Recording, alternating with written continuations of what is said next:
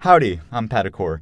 This is going to be a fun one. I have 3 hours of recording time in the studio, so I'm going to get right to it. This is, of course, a tier list of all 100 United States senators. These are all 100 senators that are serving in the 119th Congress, serving from 2025 to 2027. You know, when you do something like this, it's always good to be, you try to be as non-biased as possible. Of course, I'm going to have my own biases. I'm going to have some commentary that's going to slip through that is going to be biased. But I want to make it clear that this ranking is non-partisan.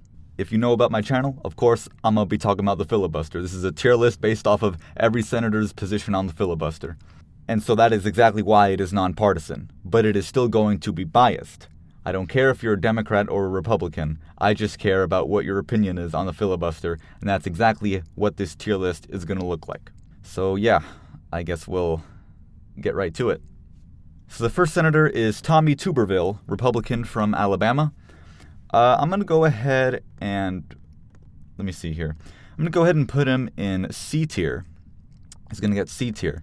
So coming into the current GOP Republican majority here in Donald Trump's second administration, when it came to what the future of the filibuster would be, Tuberville himself said, and this is me quoting, "No, no, no. We need to keep the filibuster." Although when it came time to actually test that during the government shutdown in October and November, his commitment started to get kind of tested. And so he then said, quote, "Nobody talked about the filibuster 2 weeks ago. Now that we see that the Democrats are just not going to agree to anything, then that's probably a viable option." End quote. So, bit of weekend resolve there. Back in 2023, he blocked over 400 military nominees by withholding his vote. So, those military nominees in 2023, they needed unanimous approval. And usually they get that because it's nonpartisan. But Tuberville was trying to protest the Pentagon policy of providing financial coverage for service members who traveled out of state to get an abortion. It was a whole thing. But, he made use of a tactic where he and he alone could effortlessly block, procedural action. And I think that's kind of, I don't know. It was a bit too easy. So yeah, C tier. He's kind of there. As for Katie Britt, the other Republican from Alabama, I'm also going to put her in C tier because she is newly elected, and I have yet to see any kind of stance, what her stance is on the filibuster. So yeah, still in neutral ground there. Next is Lisa Murkowski, Republican from Alaska. I'm going to go ahead and actually give her B tier. So she is a friend of the filibuster. Back in 2022, the Democrats were trying to change the filibusters. They were floating around ideas of lowering the 60-vote threshold. And Murkowski spoke out against that. She did not want to have it be lowered down to 51. And even during the second Trump administration, she continues to defend the filibuster, stating, quote, "If we're not a body that is going to follow our own rules and the arbiter of our rules, which is our parliamentarian, then we really don't have much left in terms of protections that distinguish this body from the House." End quote. Couldn't have said it better myself. The Senate is the Senate, the House is the House. We do things differently there.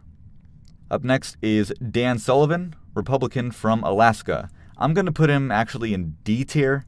I'm not a big fan of this guy. So back in 2021, he was out there defending the filibuster because Democrats were trying to curtail it. What's good for the majority isn't always good for the minority and vice versa, and isn't always good for the nation. That's the heart of federalism. And it's also why the majority can't wield unfettered power in the U.S. Senate. With the exception of a few laws, what is required here is typically 60 votes on legislation. And it's what separates this body, the Senate, from the House. It was a pretty sound philosophy. The problem is, he speaks about the 60 vote requirement as if it's kind of an unusual thing. Like, as if we should filibuster every single bill that comes to the Senate, and so we have to have 60 votes required for anything. I don't know. I don't like the way he said typically, you know what I mean? There is such thing as too much of a filibuster. Up next is Mark Kelly, Democrat from Arizona. He is going to join Sullivan in D tier. So the thing about Mark Kelly is that when he was asked, would you vote in favor of ending the filibuster, he said yes, lowering the filibuster threshold to 50. Although he also perhaps, said talking filibuster is pretty good. And then in 2024, later on, he also maintained his support for getting rid of it. So, yeah, he doesn't like the filibuster. He does not like it. Up next is Ruben Gallego, Democrat from Arizona. He is also another D tier. So, this guy, he has opposed the filibuster in the past. In fact, when he was campaigning for the Senate, he stated, quote, "Unlike Kirsten Sinema, Ruben Gallego will vote to abolish the filibuster in order to be on the right side of the issues that matter." Kirsten Sinema was the previous senator from Arizona who famously prevented Democrats from nuking the filibuster, but we'll get to that later. But however, Ruben Gallego then became slightly more supportive of the use of the filibuster during the current Trump administration, although him supposedly touting its use was more of a remark in passing, so he's not a friend of the filibuster. Up next is John Boozman, Republican from Arkansas. He is going to go in low B tier. And, that doesn't mean much right now, but it'll mean more when we progress the tier list. So in 2022, Biden administration, he advocated for preserving the filibuster because eliminating it would have made consensus much more difficult, and it makes the Senate more susceptible to implementing drastic back-and-forth policy changes. However, when the filibuster was nuked in 2017, basically, Donald Trump was trying to put through his nomination Neil Gorsuch for the Supreme Court. There was a vacant Supreme Court seat, and Democrats filibustered that. It just kept getting delayed. And so John Boozman stated, Judge Gorsuch will be confirmed to the Supreme Court this week. It is unfortunate that we may have to break long-standing precedent to do so, but Senate Democrats' actions are to blame for that. So yeah, what had happened was Senate Majority Leader at the time, Mitch McConnell, he invoked what's called the nuclear option, and I'll elaborate that when I get to him, where he changed the rules to make it so that you could not filibuster Supreme Court nominations, and so Judge Gorsuch went through, and that was that. And so, maybe Democrats were to blame, or maybe Republicans shouldn't have blocked Merrick Garland. I mean, that was kind of the motivation for Democrats when they did this, so I don't know.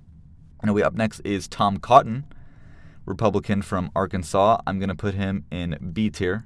So the thing about Tom Cotton is I couldn't find much from him, but I do know that he is an advocate for keeping the filibuster.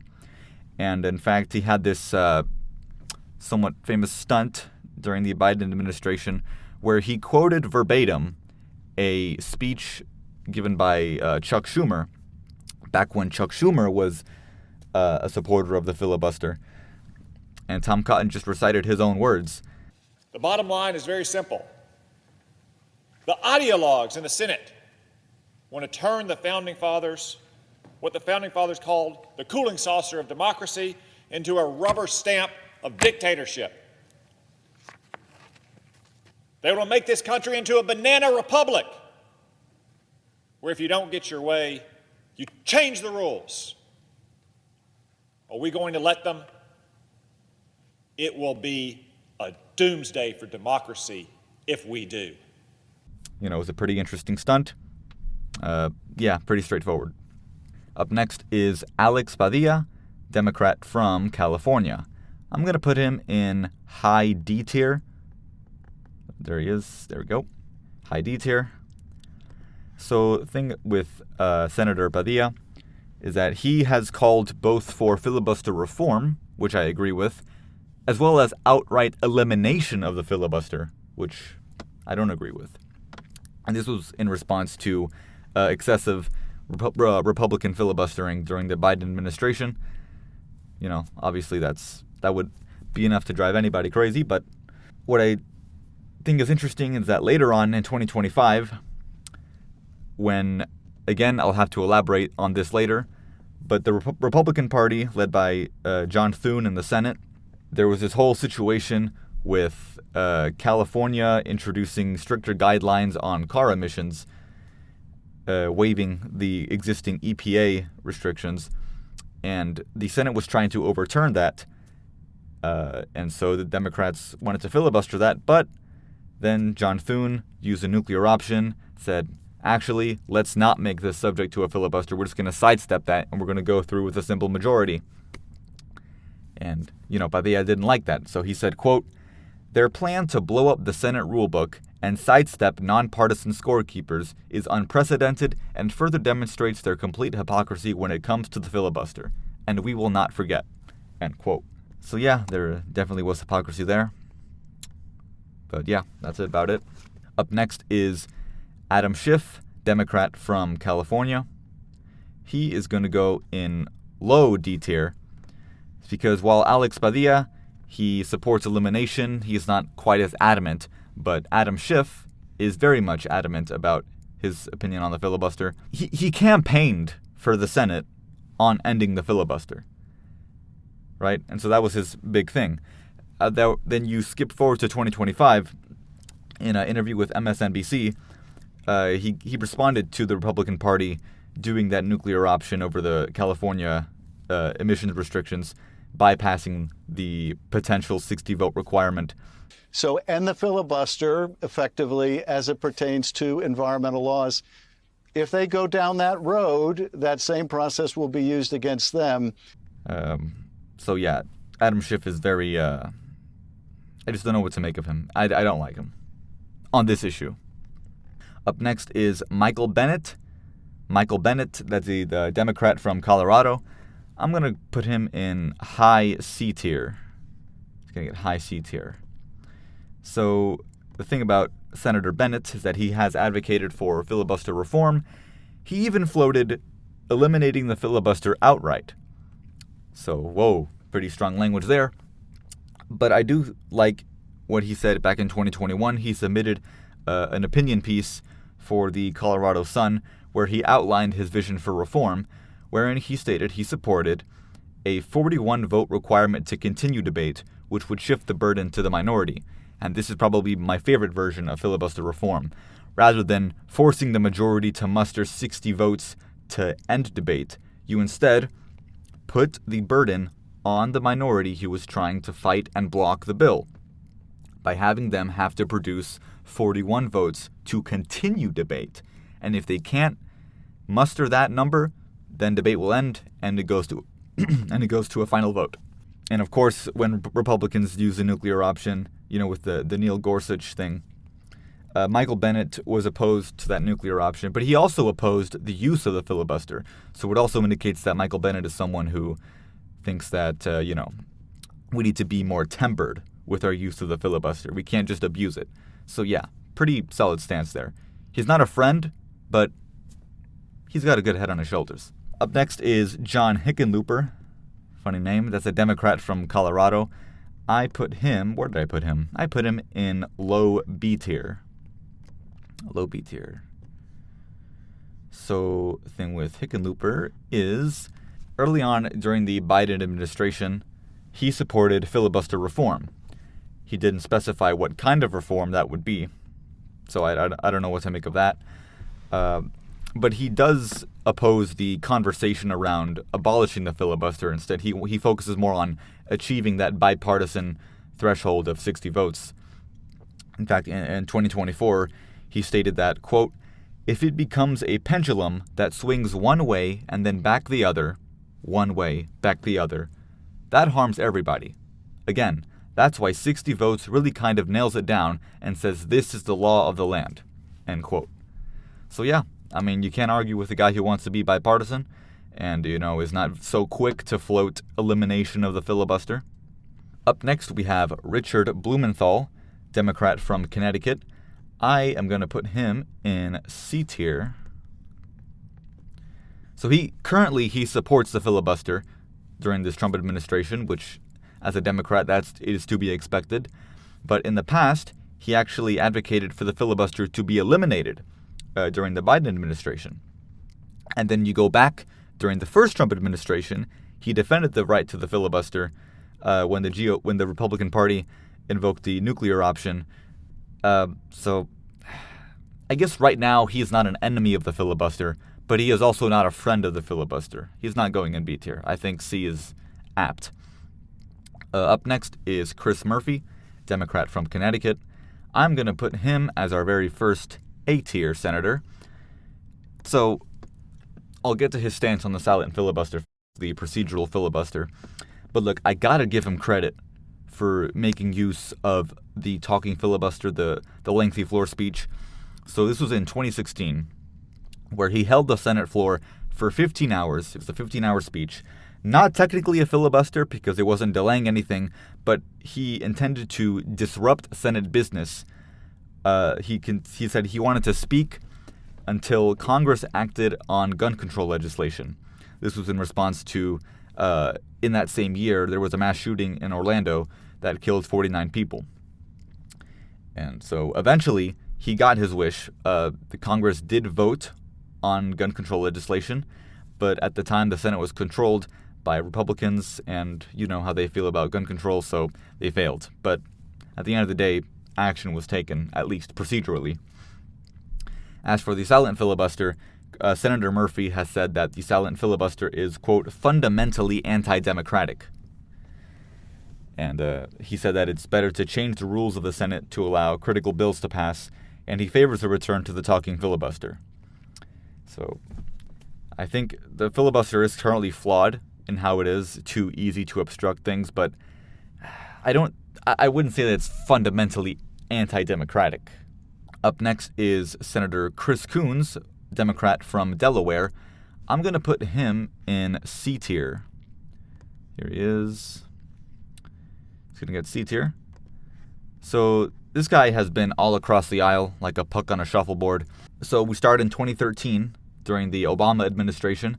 Obama's nominations were facing a lot of filibusters, and so that led the Senate Majority Leader at the time, Harry Reid, to use the nuclear option to say, no more filibusters for most executive nominees. Okay? So fast forward to the Trump administration. Suddenly, Donald Trump's nominees are going through with no problem because you used the nuclear option to eliminate it back in 2013. What a surprise. And so Senator Coons said that he regretted that, not having that emergency brake. Perhaps you should have thought about that before you eliminated it, but whatever. But anyway, in 2017, he actually worked across the aisle with some Republicans to try to save the filibuster. There was that whole conversation about, are we just going to go back and forth? And he asked a question that produced probably my favorite quote from this entire set of research. He said, "Are we just going to sit here and pee on each other's shoes for the rest of our adult lives?" That's a phenomenal question, Senator. See, because that is how it feels like. We're just going back and forth, trying to carve out, trying to get a partisan edge, instead of trying to be bipartisan.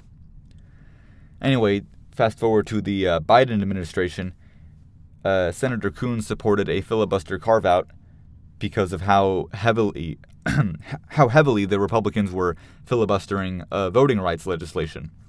That was a big frustration for a lot of people. And then go to 2025. He argued in favor of preserving the filibuster.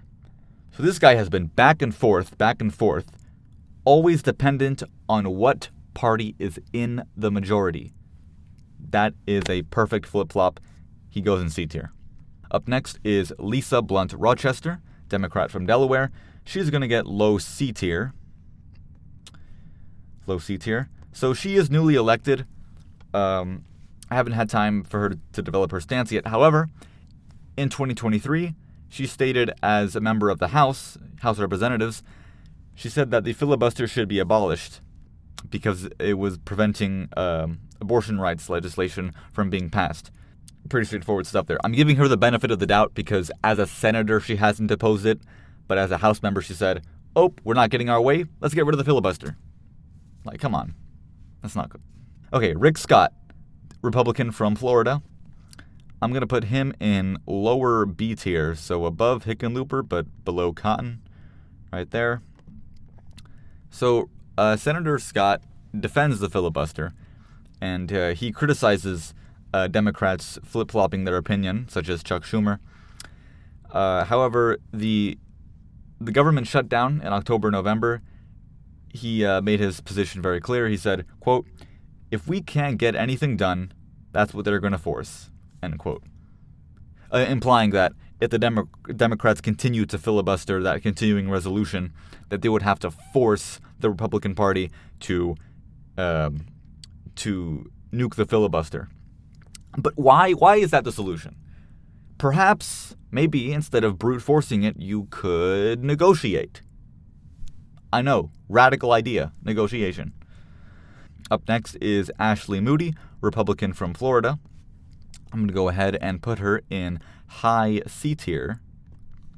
So she gets high C tier. She is newly elected, but she's already had time to get her stance up. So in response to talks of nuking the filibuster during the October shutdown, she said, quote, we were weakened under the last administration, and it is concerning to think about taking that step because if the Democrats ever got back control of the White House and both chambers, if they used that, they would tear apart this country, end quote.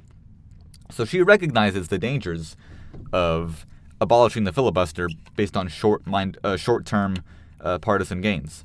So, not a friend of the filibuster, but she definitely knows what's up.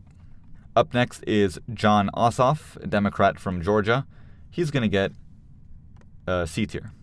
He's going to get C tier because he is a reformer. Republicans were filibustering voting rights legislation, but he was not as adamant about abolishing the filibuster as other people. He didn't specify what kind of details that reform would be. He might be someone who's more in favor of 60-vote compromise. I don't know. C tier. Up next is Raphael Warnock, Democrat from Georgia. He's going to get high D tier. Maybe more than, I don't know. Doesn't matter. He's going to get high D tier. So Senator Warnock, he supported filibuster reform due to the blockage of voting rights legislation during the Biden administration. They couldn't get passed because Republicans were filibustering. And he was very fiery in caring about this issue. Voting rights are preservative of all other rights. This is not just one issue alongside many other issues. It is the very soil and foundation of our democracy. And the attack on voting rights right now is so urgent that all options must be on the table. So is that a yes? You would be open to killing the filibuster?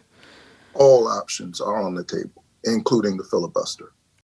So he never explicitly said we need to end the filibuster, but he said it was on the table. And if you're open to elimination, that means I can expect you to vote on it should the Senate Majority Leader ever want to nuke it. So that's pretty dangerous. High D tier. Up next is Brian Schatz. He's a Democrat from Hawaii. I'm going to go ahead and put him in B tier. So the thing with Brian Schatz is historically he has advocated for reforming the filibuster ever since 2013 during the Obama administration. But now that he is in the minority in the second Trump administration, he loves it. He loves it now. And so he never really said, let's end it. He was always a reformer, at least I think, based on my notes.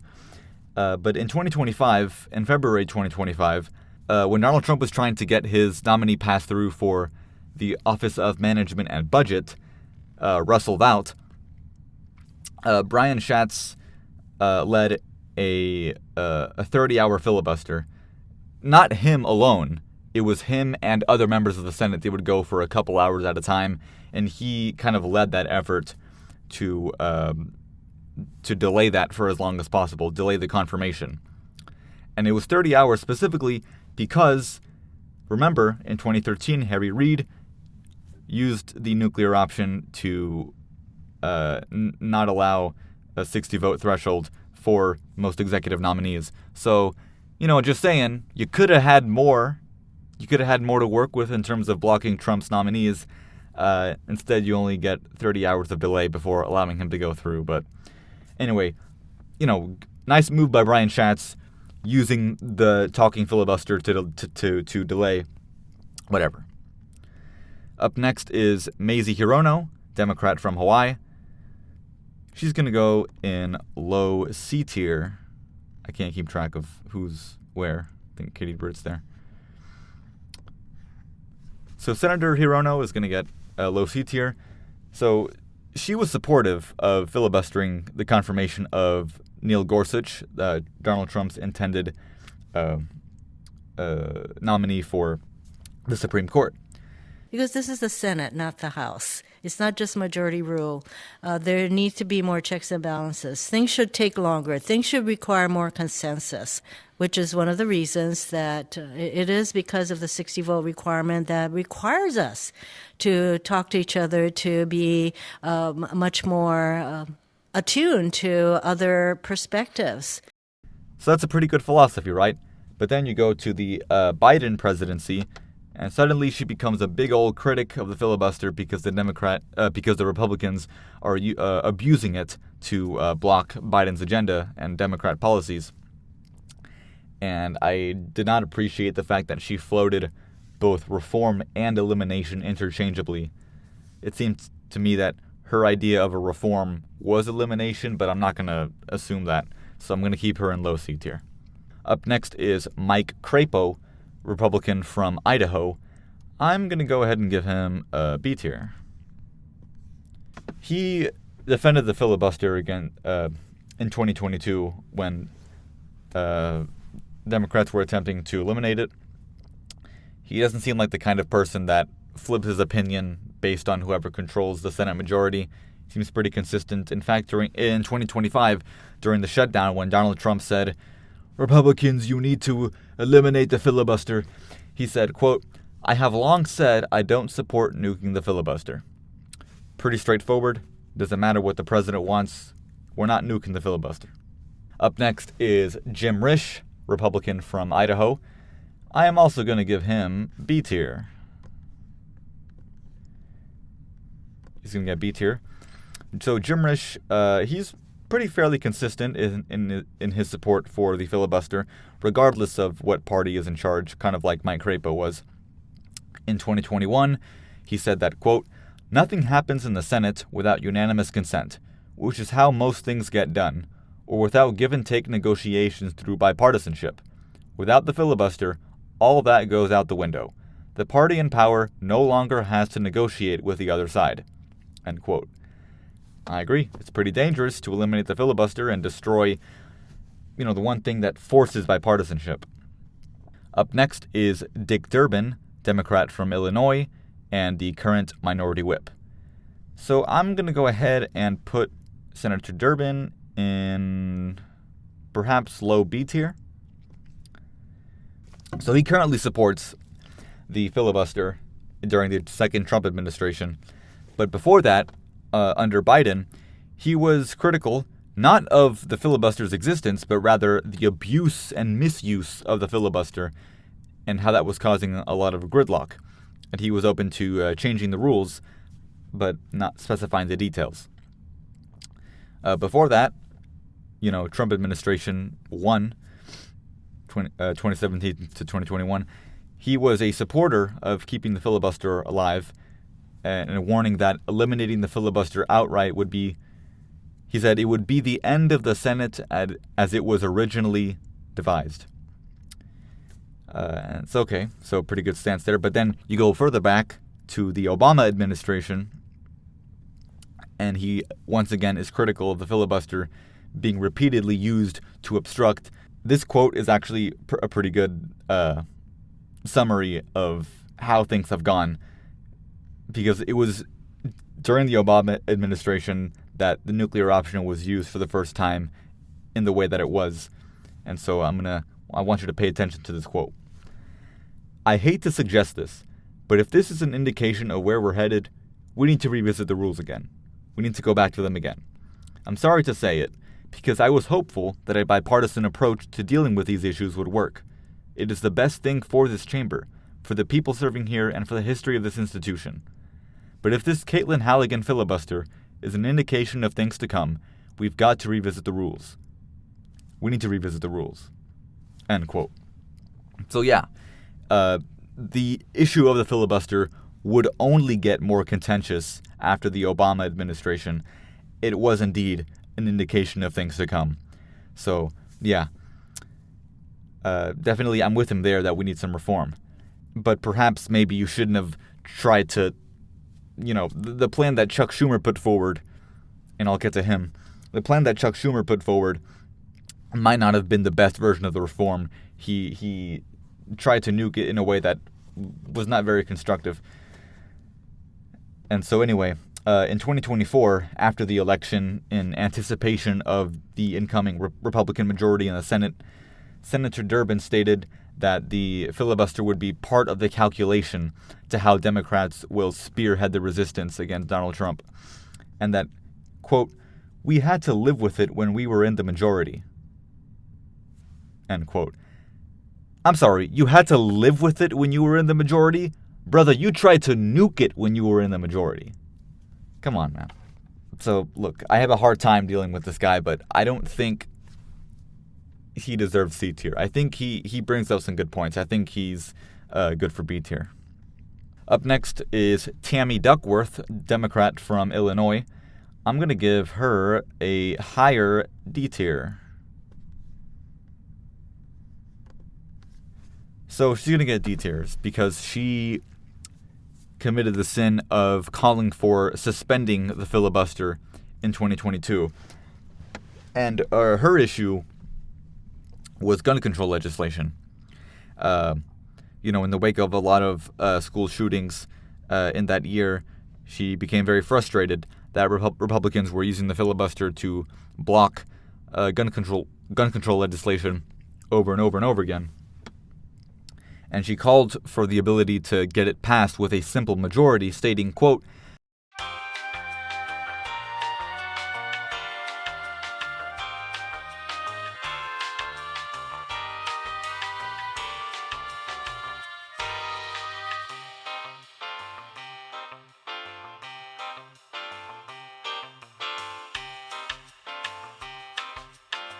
Can you remind our listeners where you are on the filibuster? Is that something that should continue in the Senate? So I'm for reforming the filibuster. I don't think we need to eliminate it, but I just think it needs to be a transparent one as opposed to a hidden one. And by that, I mean, if you want to mount a filibuster, then go stand in the well of the Senate chambers with the cameras on you, with the people able to watch you, and talk and speak on the floor for as long as you want to as to why you are blocking a particular piece of legislation. But this process we have right now that has only been in place since the 60s, since the Jim Crow era, where we take a filibuster and it's a hidden one, where we basically say, I'm going to filibuster this, I'm going to filibuster a ban on assault weapons, and then I'm going to go on vacation to Cancun and not have to defend it, and nobody knows that I'm doing this filibuster. That needs to end. This secretive backroom stuff needs to end. And if we're going to have the filibuster, then let's do it out in the open. And then when you're done talking, let's have the vote. So I am all for reforming the filibuster so that we can get working again and start passing legislation. Okay, next is Todd Young, Republican from Indiana. I'm going to put him in B tier as well.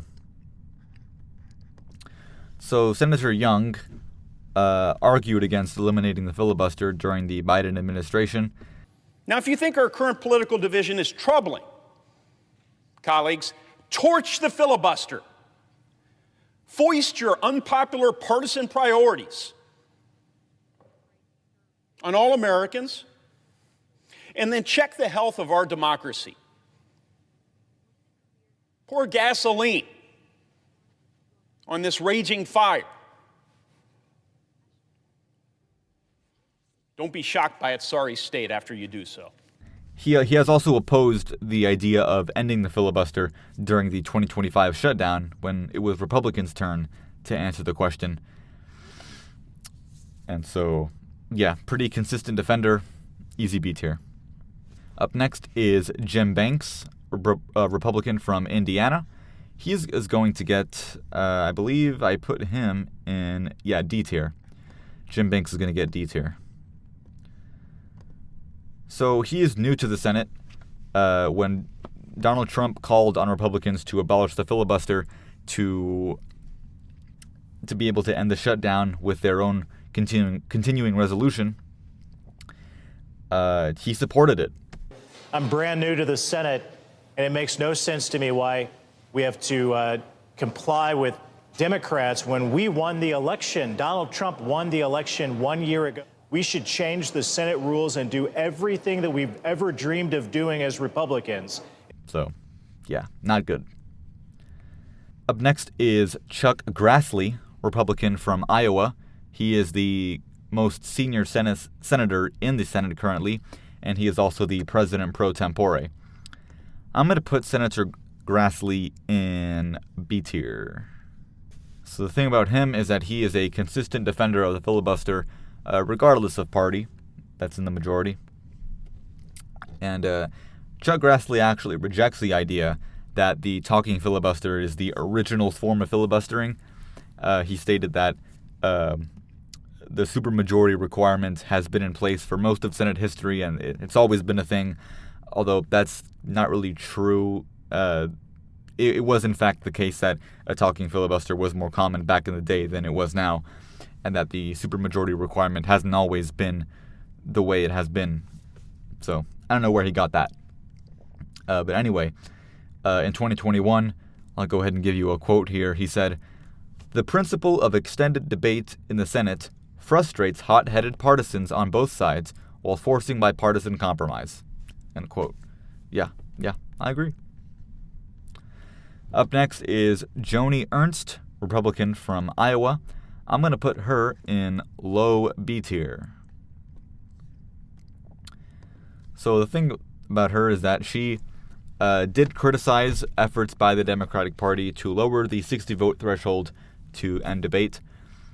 And Joni Ernst defended the filibuster in 2022 in a speech that she gave on the Senate floor, where she told Democrats to cool it.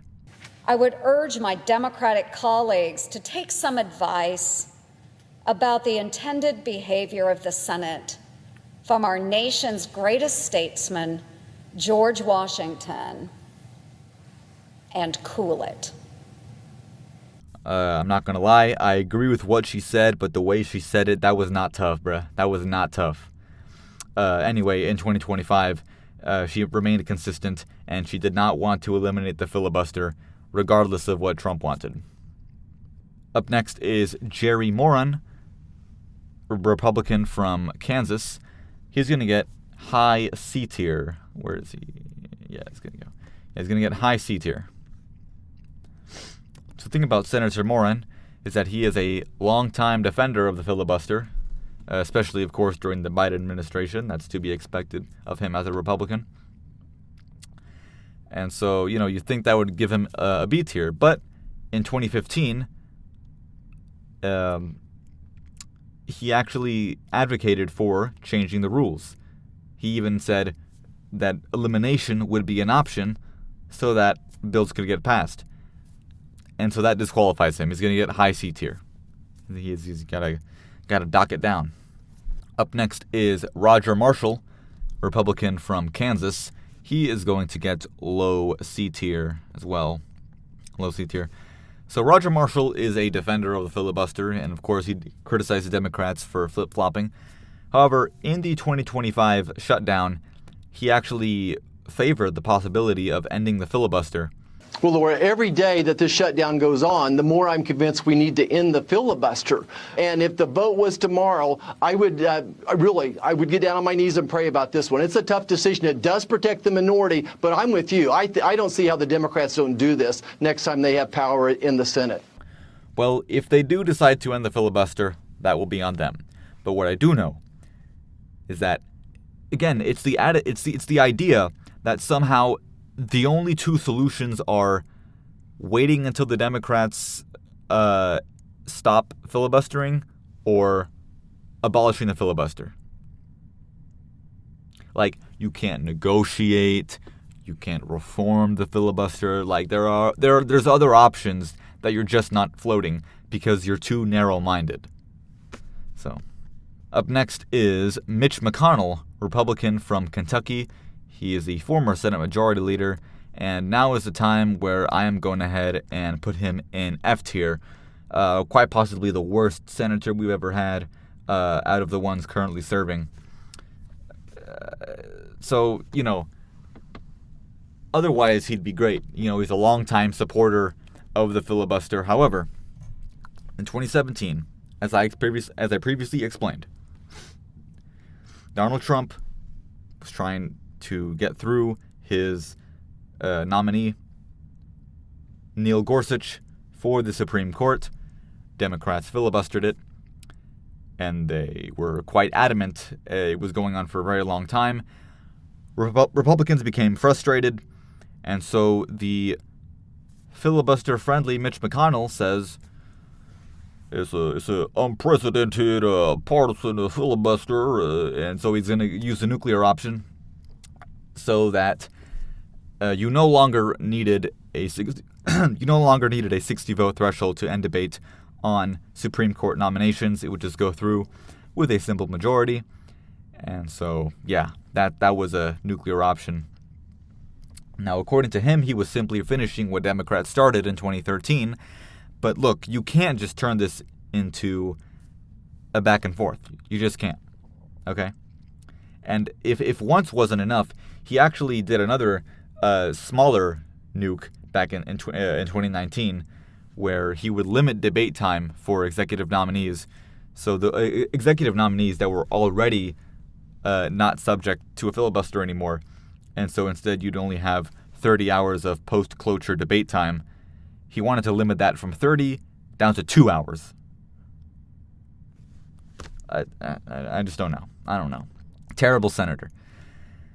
Unlike his colleague from Kentucky, Rand Paul, the other Republican from Kentucky, he is going to be the polar opposite. He is going to go straight up to S tier. He may very well be the GOAT.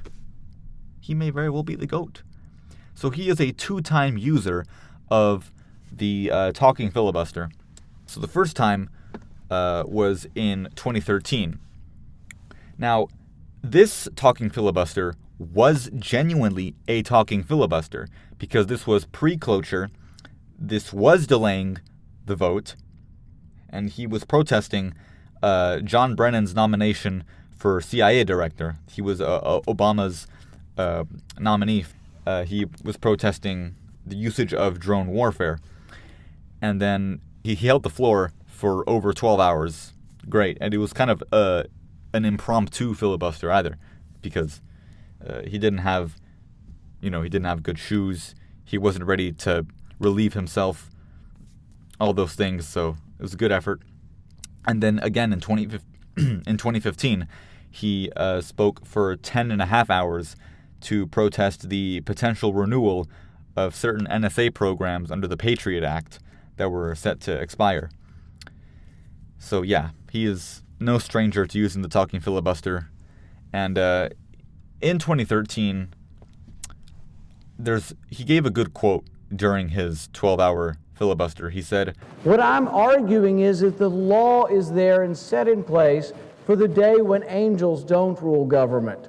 Madison said that the restraint on government was because government will not always be run by angels. Is that in a democracy, you could someday elect someone who is very evil.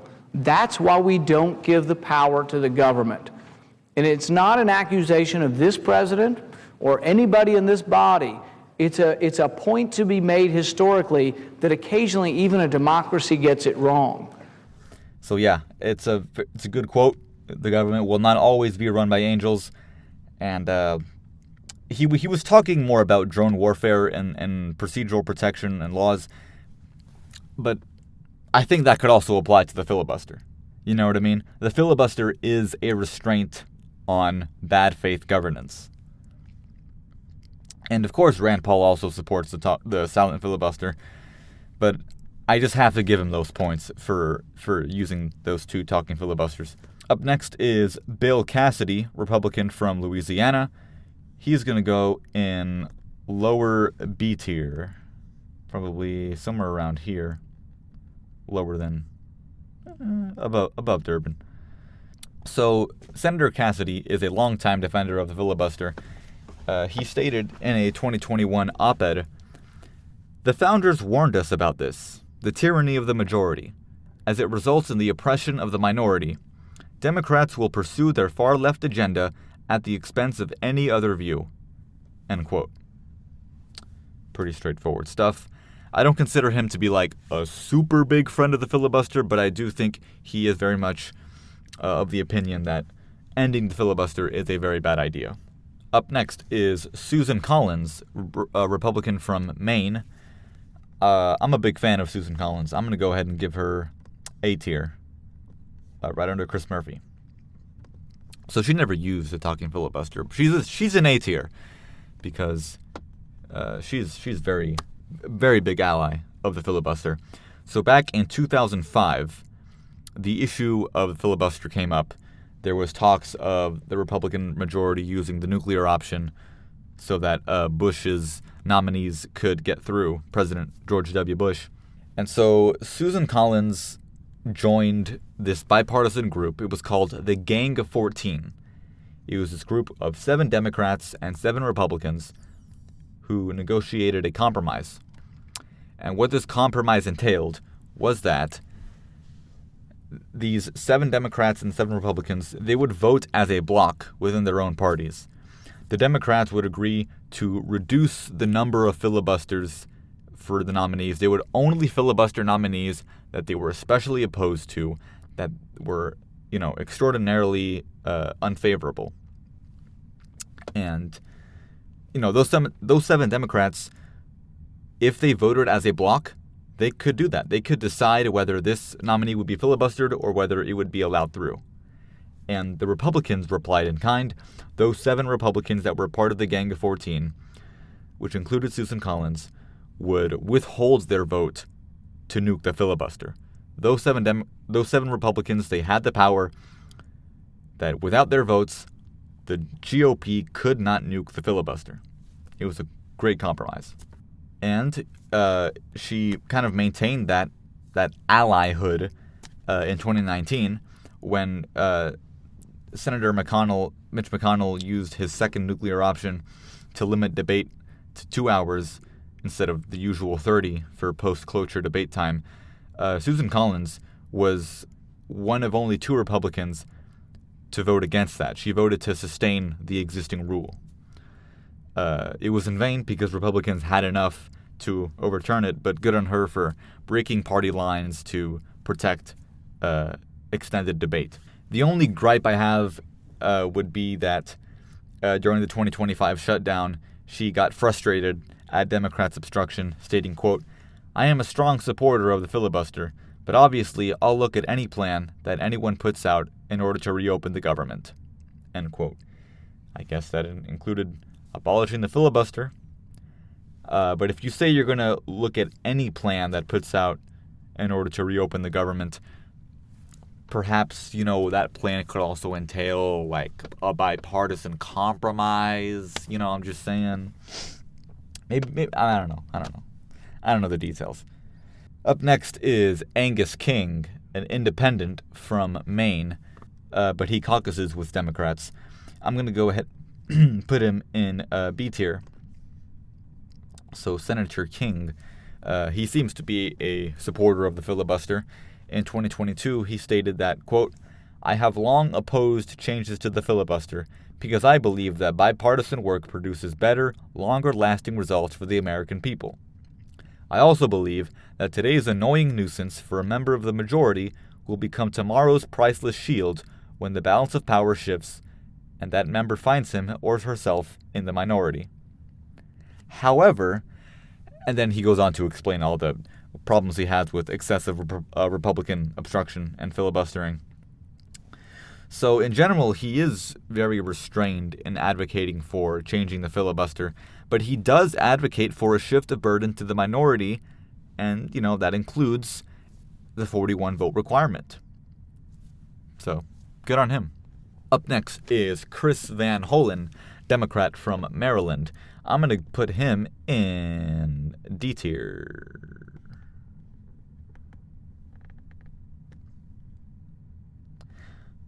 Hold up. Okay, hold on. I have to go back. I actually skipped John Kennedy. Hold on. I gotta run it back. I missed John Kennedy. So John Kennedy, a Republican from Louisiana, B tier. I'm gonna have to edit this back in order. John Kennedy, Republican from Louisiana, he's gonna get B tier. I forgot about him.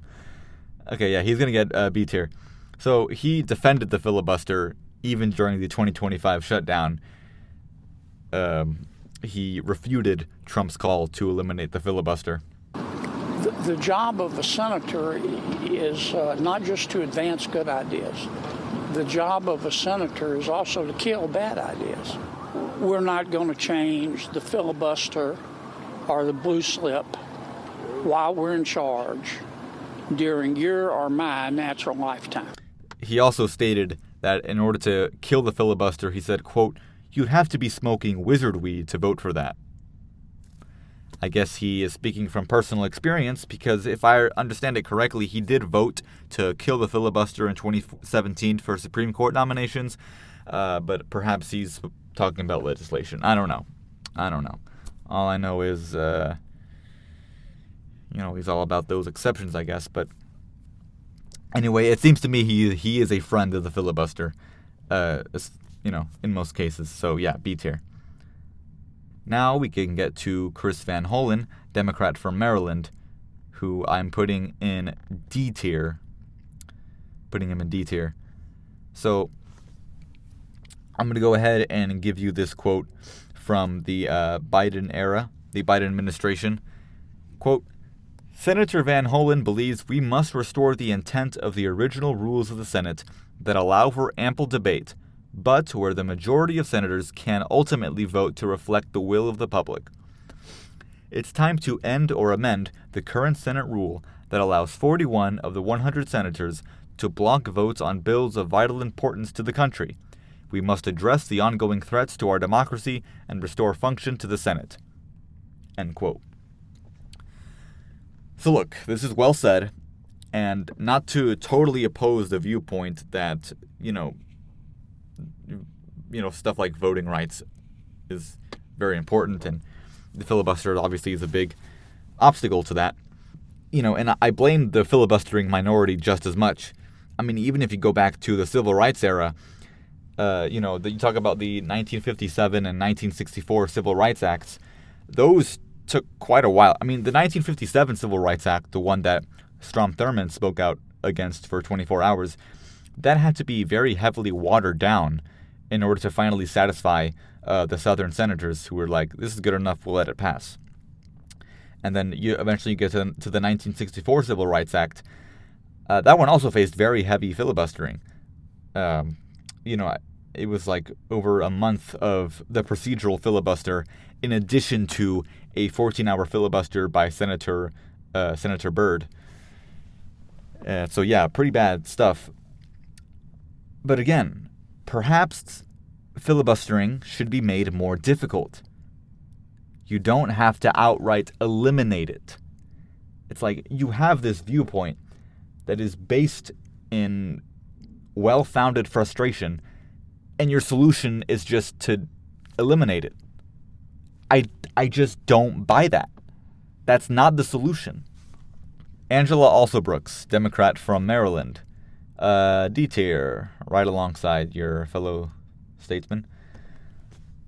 So, Senator Alsobrooks is newly elected, but she campaigned for the Senate on ending the filibuster, stating that she, quote, totally supports eliminating the filibuster.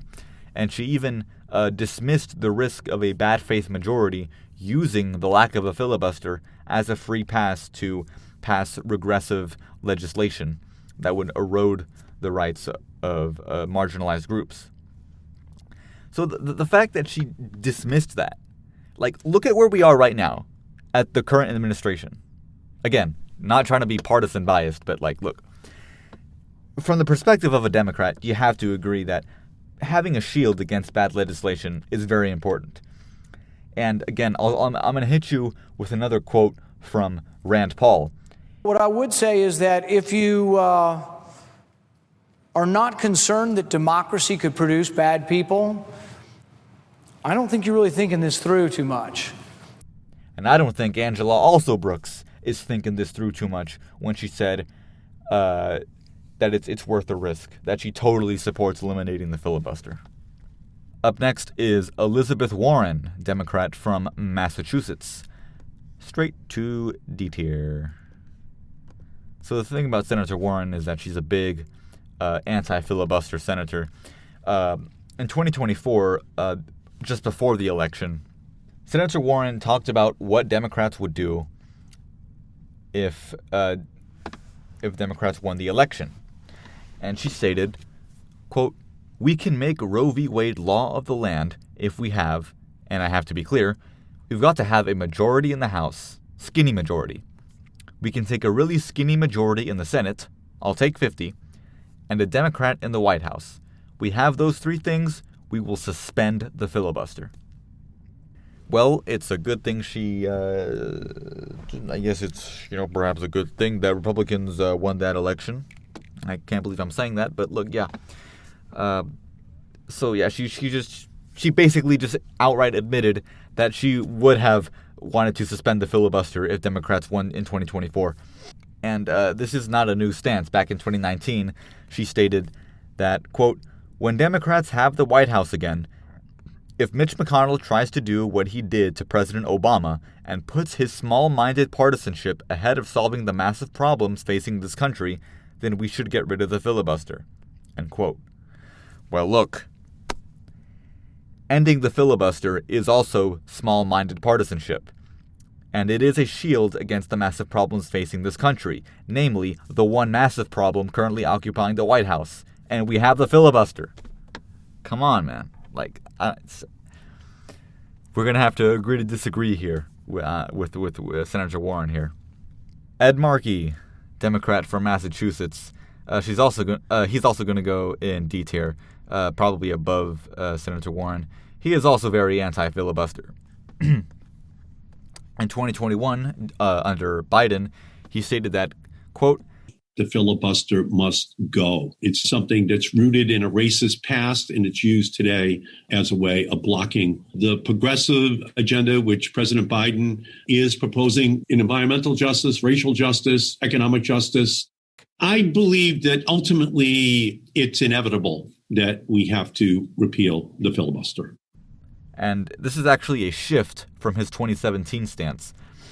Back then, he was actually a lot more tempered about it. When Mitch McConnell used the nuclear option, he said, quote, "You don't want anyone to be able to be confirmed just with a bare majority. You want to make sure that there are protections against extreme views being put on the Supreme Court." End quote. And I actually do want to give Senator Markey some credit here, because he actually wanted to reinstate the filibuster for Supreme Court nominations after Mitch McConnell had nuked it. But I guess that didn't really go anywhere when Democrats retook the control of the Senate majority. I guess you just forgot about that. Gary Peters, Democrat from Michigan. He's going to go in C tier. Boop. So he was initially reluctant to commit to changing the filibuster, but he became very frustrated at Republican obstruction during the Biden administration.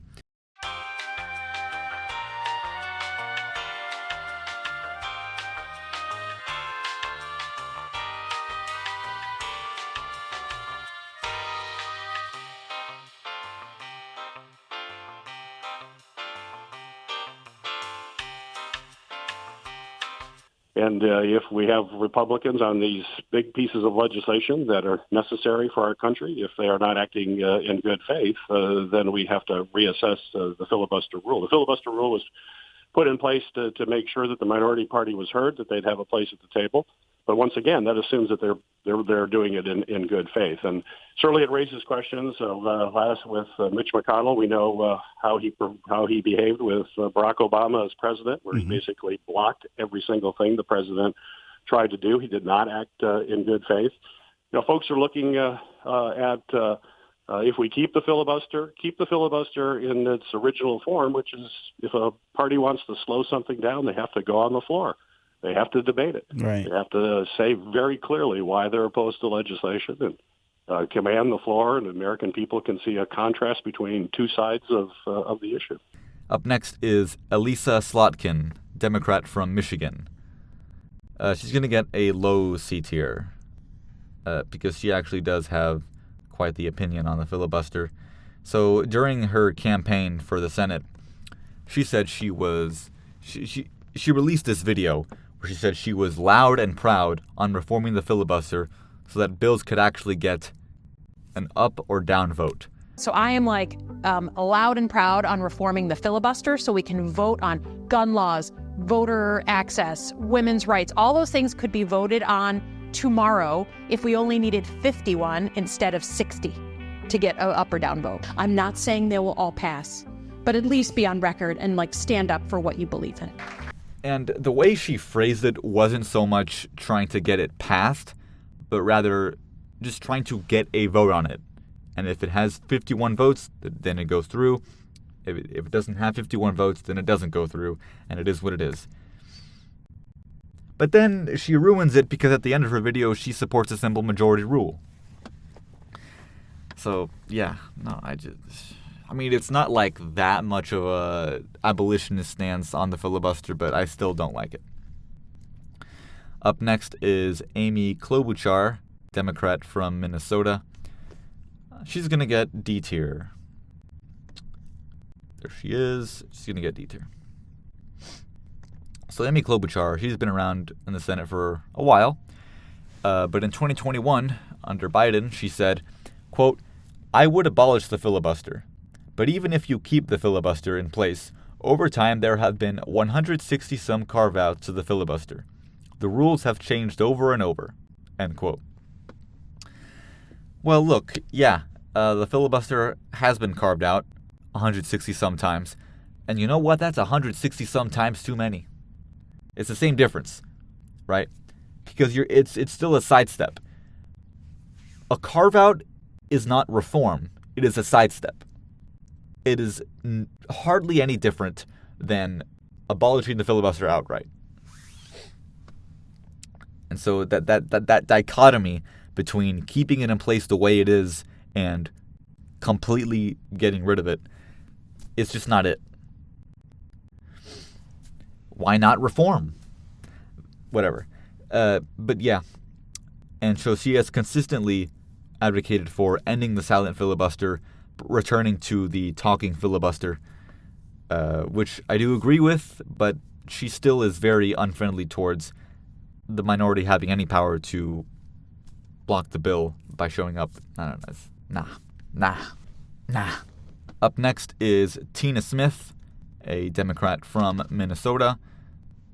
I'm going to go ahead and put her in C tier. Right there. So, Tina Smith had this Facebook post back in 2021 where she stated, "I've spent a lot of time thinking about this, and to be honest, I started out believing we should keep the filibuster. Without it, I reasoned, what would stop a conservative president and Congress from doing terrible damage to women's health care, voting rights, and civil rights? But the more I thought about it, the more I realized that the filibuster has long been the enemy of progress. In fact, it's been a highly effective tool to thwart the will of the people." She then goes on to say, "They say that the filibuster encourages compromise, and it makes the Senate the famous cooling saucer that stops the federal government from careening from one extreme to the other. I've not seen that. What the filibuster does is allow a minority of senators to just say no to any idea they don't like. They don't have to negotiate because they can stop anything, end quote. So yes, that's exactly the problem, Senator Smith. You're almost there, but the solution is not abolishing the filibuster. So I'm going to give you some credit. I'm putting you in C tier because you have the issue spot on. But that's not the right solution. Up next is Roger Wicker, Republican from Mississippi. He is going to go in a high C tier. So Senator Wicker is a longtime defender of the filibuster since he entered the Senate. As early as 2011, he stated, quote, "To answer the gridlock in the Senate, full debate and amendments should be allowed.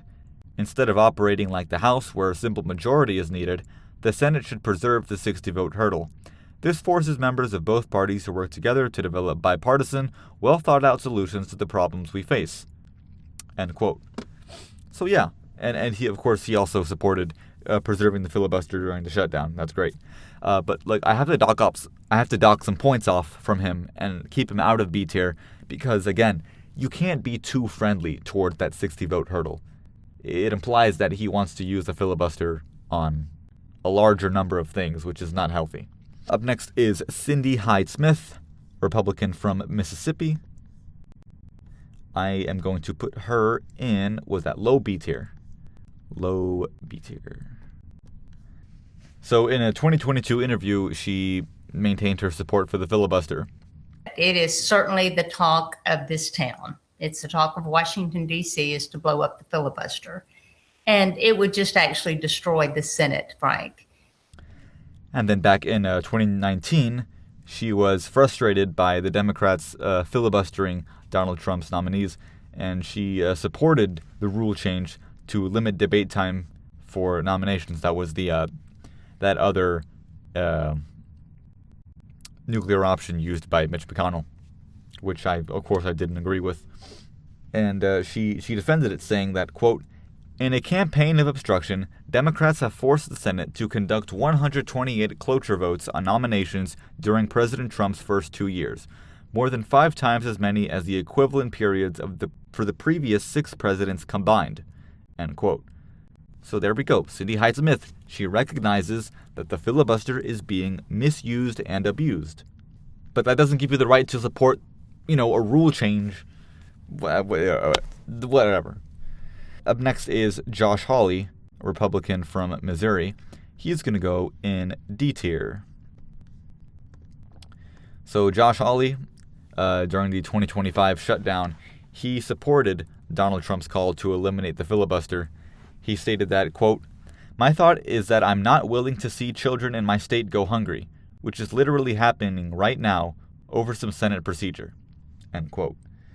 Now look, I don't want to sound like a villain when I say that, you can't blame the children going hungry and the SNAP benefits expiring during the shutdown. You can't blame that on the filibuster. I mean, most Republicans at least have the class to blame it on Democrats, but you can also blame it on yourself for not negotiating, not being bipartisan. I don't know. It just seems kind of... They're not going hungry over some Senate procedure. They're going hungry over the lack of bipartisanship and stubborn partisans. Eric Schmidt, Republican from Missouri. He is going to go in high C tier. Up there. So the thing about Eric Schmidt is that he was hesitant to support Donald Trump's call to eliminate the filibuster during the shutdown, but he also wasn't really a defender of the filibuster. He was pretty concerned that the Democrats, he said, quote, "Democrats have a pretty radical agenda that if they could do with 51 votes would be incredibly dangerous," end quote.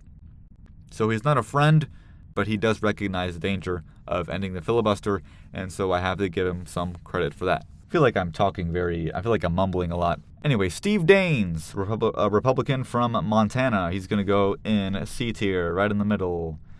Yep. So the thing about Steve Daines is that he generally opposed the use of the filibuster during the first Trump administration. He actually supported, nuclear option and rule by simple majority, but then he started to change his mind. And more recently, he became a bit more cautious, especially with Democrats attempting to eliminate the filibuster, stating that the filibuster would only be safe with a Republican majority. So he never really made a big stance on the filibuster. He just kind of stated, well, we got to protect it, yada, yada. I don't know. He's C tier. He's boring. Anyway, we also have the other Republican from Montana. His name is Tim Sheehy.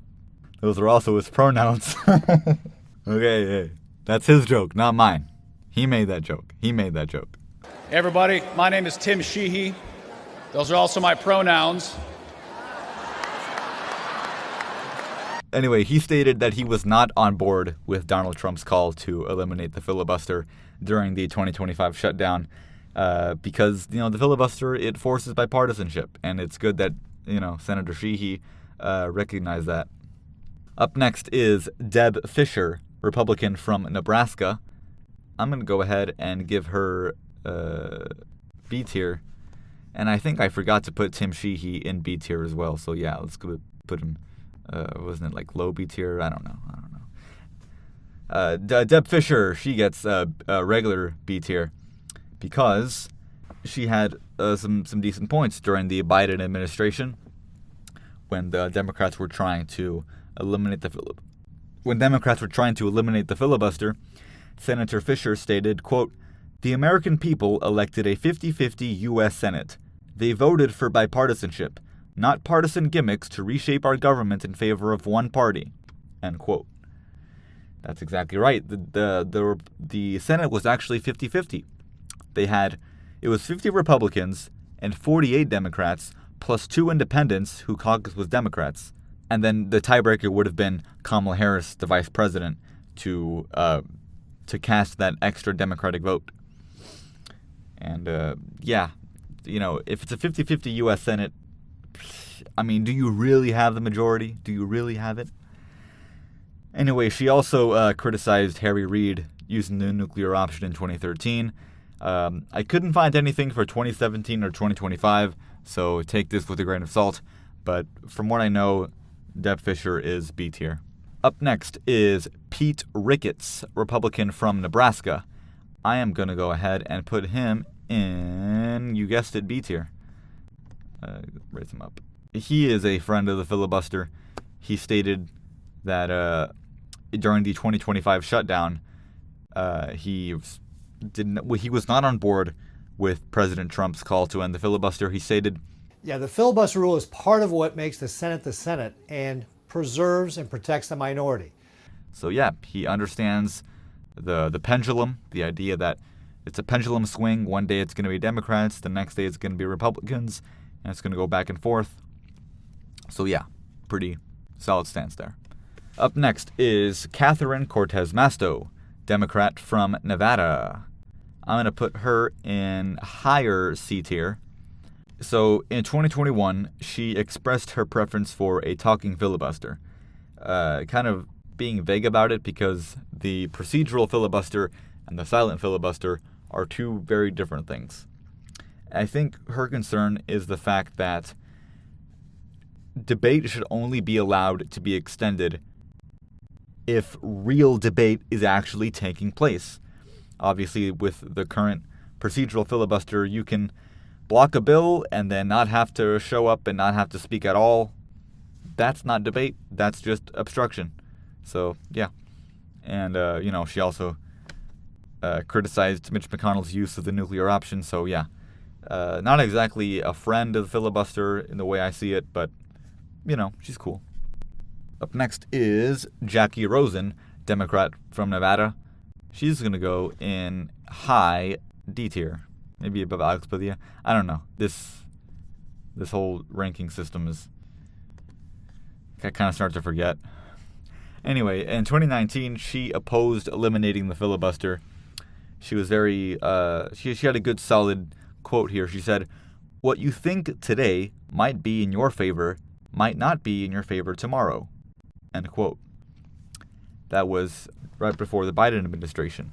But then once Biden administration started, she flipped and she supported eliminating the filibuster due to GOP obstruction. She said that, quote, "If eliminating the filibuster is what it takes to get it done, then we must protect our democracy at all costs," end quote. So again, I don't see how you can go from that level-headed stance of understanding that, American politics is a pendulum swing, and then not even 2 years later, you flip and you're like, we have to get rid of the filibuster. You have to protect democracy at all costs.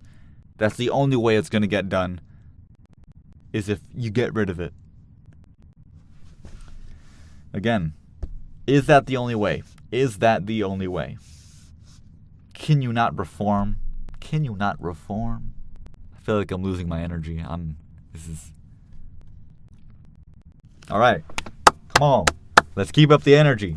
Jeanne Shaheen, Democrat from New Hampshire. She's going to get high B tier. She's awesome.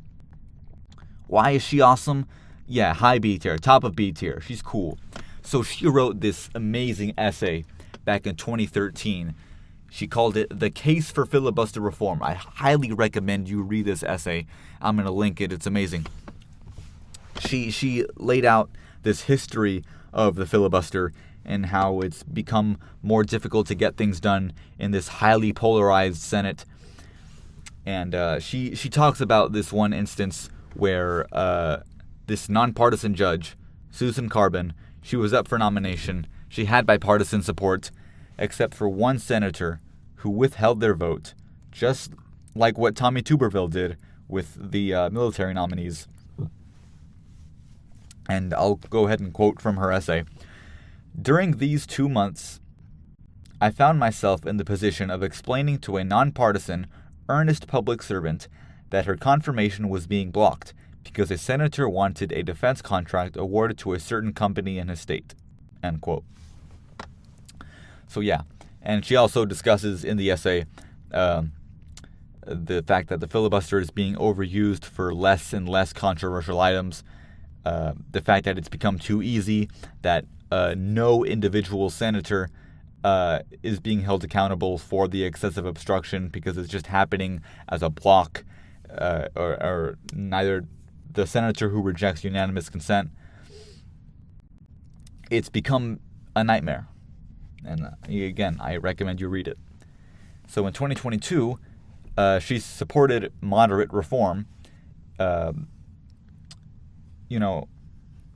After Chuck Schumer, during the Biden administration, he tried to use the nuclear option, but he lacked the votes needed to succeed with that plan because the two Democrats, Joe Manchin and Kyrsten Sinema, refused to go through with that nuclear option plan.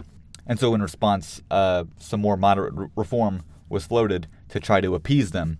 And so in one article, it stated that Shaheen said she wants to put the onus on the minority to put up 41 votes to stop legislation rather than on the majority to find 60 votes to advance legislation, end quote. So yeah, she's a good communicator of the filibuster, and she supports the type of reform that I want. She's great.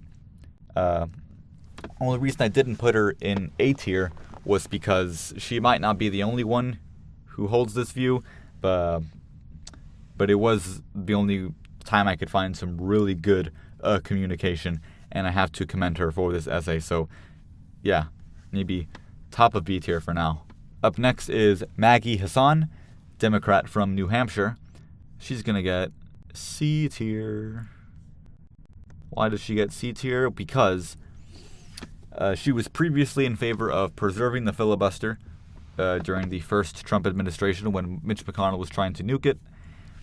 And then in 2021, when the Republicans were filibustering voting rights legislation, she stated, quote, "There are really important discussions happening in the Senate right now about ways we could improve and change our current rules to both protect minority voices and make sure that we can address some of the most challenging problems that our country has.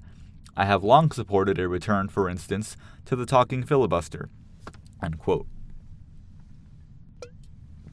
Look, when you say we need to go back to the talking filibuster, that was the original. So, like, what does that mean? Do you mean you can go through with a simple majority and try to find a way to incentivize talking filibusters?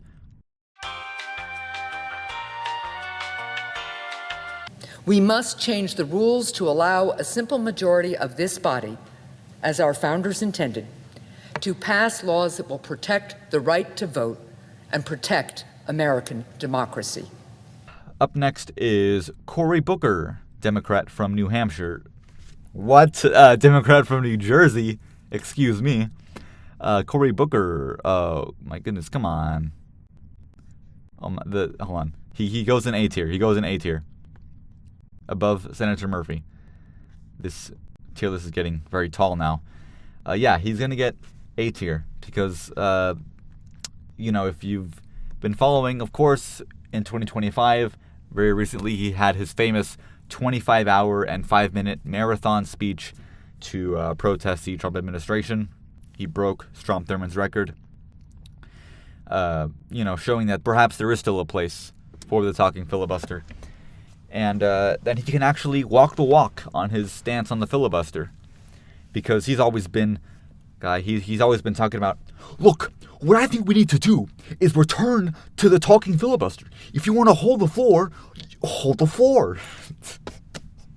Sorry, I had to. But yeah, he wants senators to actually hold the floor if they want to filibuster. And so what exactly this entails, I don't know. Maybe he wants a 41-vote requirement. Maybe he wants to abolish the 60-vote threshold in favor of something else. Again, it's kind of vague in what exactly he wants, but I do agree that if you're filibustering, you should hold the floor and make your case. Up next is Andy Kim, Democrat from New Jersey. He's going to go in D tier. There he goes. So yeah, Andy Kim is going to get D tier. Back in 2024, Republicans were filibustering IVF legislation to protect IVF. He stated, quote, "No single person should be able to hold up efforts to expand and protect our basic rights. Families deserve access to IVF, and the Senate should be able to do its job in bringing bills on critical issues like these to the floor for a vote." End quote. So yeah, I agree with Senator Kim on this, but there's more to it than simply getting to the vote with a simple majority. The frustration is well-founded, but again, I don't think simple majority is the end-all be-all solution. Up next is Martin Heinrich, a Democrat from New Mexico. I'm going to put him in higher D tier. I don't know. Higher D tier. So the thing about Senator Heinrich is that in 2017, of course, he criticized Mitch McConnell's use of the nuclear option. He stated, quote, "Supreme Court nominees face a 60-vote procedural hurdle. But McConnell is panicking because Democrats are standing up for hardworking Americans against Trump's nominee. Now, he's willing to change the rules of the Senate to only require 51 votes. This is a drastic and hypocritical move by McConnell and Senate Republicans that could cause lasting damage to the Senate." End quote. So you're thinking, wow, this guy's pretty cool, huh? But then in 2021, he opposes the filibuster, stating, "This procedural tactic was created to encourage debate and bipartisan deliberation. But in current practice, it has proven to achieve the complete opposite. The roadblock created by the filibuster has prevented the Senate from taking up meaningful action or even debate on so many important issues at the detriment of the American people." End quote. So he's correct in saying this. Oftentimes, they filibuster in a way that doesn't even produce debate. It's just pure obstructionism.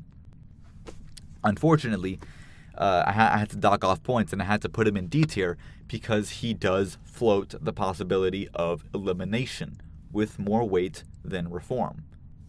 That is wrong. That is just wrong. Ben Ray Lujan, Democrat from New Mexico. He's going to go straight to D tier. I'll put him right next to his colleague. Oh, wait, no. I can't do that because he's going elsewhere. Okay, yes. Senator Lujan goes in D tier. So I have this quote from him during the Biden administration. He said that, quote, "So while some claim that amending the filibuster would further this country's division, I disagree. Right now, it is only aiding and abetting obstructionists and opponents of progress when it comes to voting and civil rights legislation." End quote. So look, he disagrees with keeping the filibuster in place because why exactly? I don't know. Like he kind of just dismissed the possibility that ending the filibuster would result in greater polarization and it would destroy bipartisanship. I mean, we saw with the government shutdown that the lack of bipartisanship was what made the situation so painful. The filibuster punishes polarization. Republicans didn't want to negotiate. Democrats kept up their filibuster, and so you had these clashing ideas, and the result was that millions of people were hurt. And so you get rid of the filibuster, you don't need to negotiate anymore. If you have the majority, it goes through. Okay. Finally, I can talk about this guy, Chuck Schumer, Democrat from New York. From New York. He is the current Senate Minority Leader of the Democrats in the Senate. Good old Chuck Schumer, Charles Schumer. He's going to go straight to F tier. Right, I'm going to put him above Mitch McConnell because he wasn't as bad. Namely in the fact that Chuck Schumer tried to nuke the filibuster unsuccessfully, whereas Mitch McConnell succeeded. So more harm was done by McConnell than by Schumer. But look, here's the deal. Back in 2005, when the issue of the nuclear option came up, Senator Chuck Schumer was a huge ally of preserving the filibuster. The bottom line is very simple. The ideologues in the Senate want to turn what the founding fathers called the cooling saucer of democracy into the rubber stamp of dictatorship. We will not let them. They want, because they can't get their way on every judge, to change the rules in midstream, to wash away 200 years of history. They want to make this country into a banana republic, where if you don't get your way, you change the rules. Are we going to let them? No! It'll be a doomsday for democracy if we do. Fast forward 2021, I guess he kind of forgot about that. This fool tried to nuke the filibuster in a 50-50 Senate. This man had literally the bare minimum and took that as a mandate that we had to nuke the filibuster. So his proposal would change the rules such that, and this is me quoting, "Once members of the minority party have exhausted all of their speaking rights and defended their position on the Senate floor, the debate will have run its course, and the Senate will move to vote on final passage at a majority threshold, which has always been the threshold for final passage." End quote. So here he goes talking about a rule by simple majority, which I just cannot agree with. And that's exactly what Joe Manchin disagreed with. And that's why Joe Manchin and Kyrsten Sinema were the two Democrats who voted against this rule change. And that was why Chuck Schumer failed to go through with this nuclear option.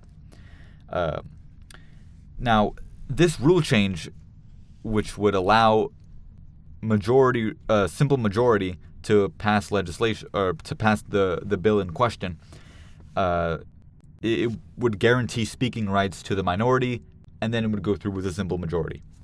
It seems to me that this would he kind of missed the point, right? And even still, he specified that this was a carve-out. This rule change would only apply for voting rights legislation. And so once I kind of saw that, perhaps Republicans were a bit too dramatic in their opposition for this, because at the end of the day, it was just a carve-out. But look, you know how I feel about carve-outs. A carve-out is only superficially different from total abolition. Because if you can just create an exception for every time you encounter a hurdle on a particular issue, then in fact the filibuster doesn't even exist. You're like, okay, we'll allow it to exist. Oh, what's this? They're filibustering on an issue we care about. Sidestep, nuclear option, carve out, and we just keep going. I think the more productive option would have been to reform it, require 41 votes to continue. And I know that requires a 2/3 majority rule change, but I don't know. I mean, if he knew that Manchin and Sinema weren't going to vote for it, what was his goal? He wanted them to be on the record for voting against it? I'm sorry if I'm not making much sense right now. I just don't know what Chuck Schumer was trying to accomplish with all of this, and that's why he's an F tier, because I don't like him. Kirsten Gillibrand, a Democrat from New York, she's going to get low C tier. So, thing about Kirsten Gillibrand, if I can get to my notes. So, I describe her here as a classic flip-flop. So, start off in 2013 under Obama. She supported reform due to excessive obstruction by the Republican Party.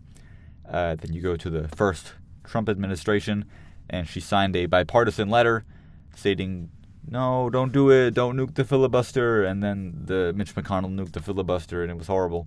But then you fast forward to the Biden administration, and suddenly Kirsten Gillibrand is all about reform. And it wasn't even just reform, it was elimination during the Biden administration, stating, quote, I'm of the view that we should eliminate the filibuster despite all the risks. There are great risks, and so maybe in this sharing agreement we can have a period of time to see if they're willing to negotiate in good faith and willing to not hold common sense things up and not have lots of party line votes. If that's possible, then maybe we can govern with the filibuster. But if they start jamming us on basic things like COVID relief, then that may change Senator Schumer's view. If they are unwilling to let us pass a robust COVID package, you know these are the kinds of things that are relevant, but I prefer to eliminate the filibuster, end quote. And honestly, that's all I needed. I prefer to eliminate the filibuster. Come on. I'm cutting her some slack because she also supported reform, and, her past stance track record has been friendly to some extent. But yeah, low C tier. She's lucky I didn't put her in D tier, honestly. Up next is Thom Tillis, Republican from North Carolina. I have to be very careful not to accidentally say Tom Phillis. It's Thom Tillis. And Mr.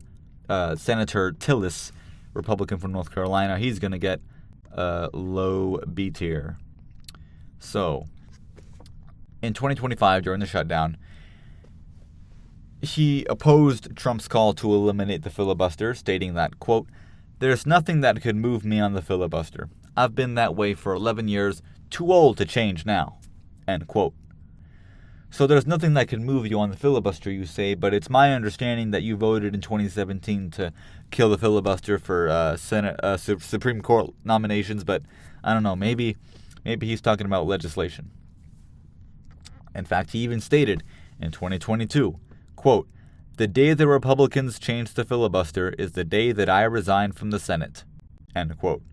So again, you're so adamant in your support for the filibuster, and then when it comes time for Republicans to do a carve-out, you're like, oh, yes, sure, yeah. Whatever you say, Mitch McConnell. So, yeah, just for that, I have to dock off points, but he still gets B tier. Up next is Ted Budd, Republican from North Carolina. He's going to get low C tier. Yes, sir. Okay. So he opposed the filibuster during Donald Trump's first term. Of course, Democrats were filibustering a lot. This was back when he was a House member, when Ted Budd was a representative. He supported simple majority. But then, when he was campaigning for the Senate in 2021, he said, quote, "When Republicans eventually regain power, they can count me out of any effort to permanently destroy bipartisanship for the sake of scoring short-lived political gains, just as many of my colleagues and I refused to entertain the notion when Trump was in the White House." End quote. Okay, look.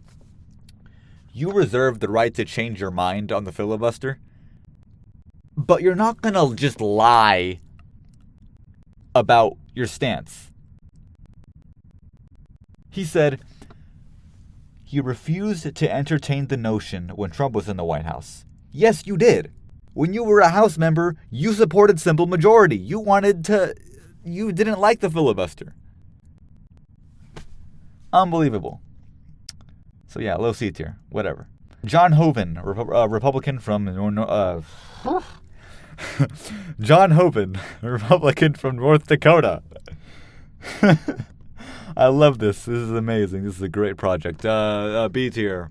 I think low B tier. What did I say? No, regular B tier. Put some respect on his name, bro. Regular B tier. Back in 2013, there was this big hubbub of debate over the nuclear option when Senate Majority Leader at the time, Harry Reid, voted to nuke the filibuster from most executive nominees because Republicans were filibustering a lot of Obama's appointments.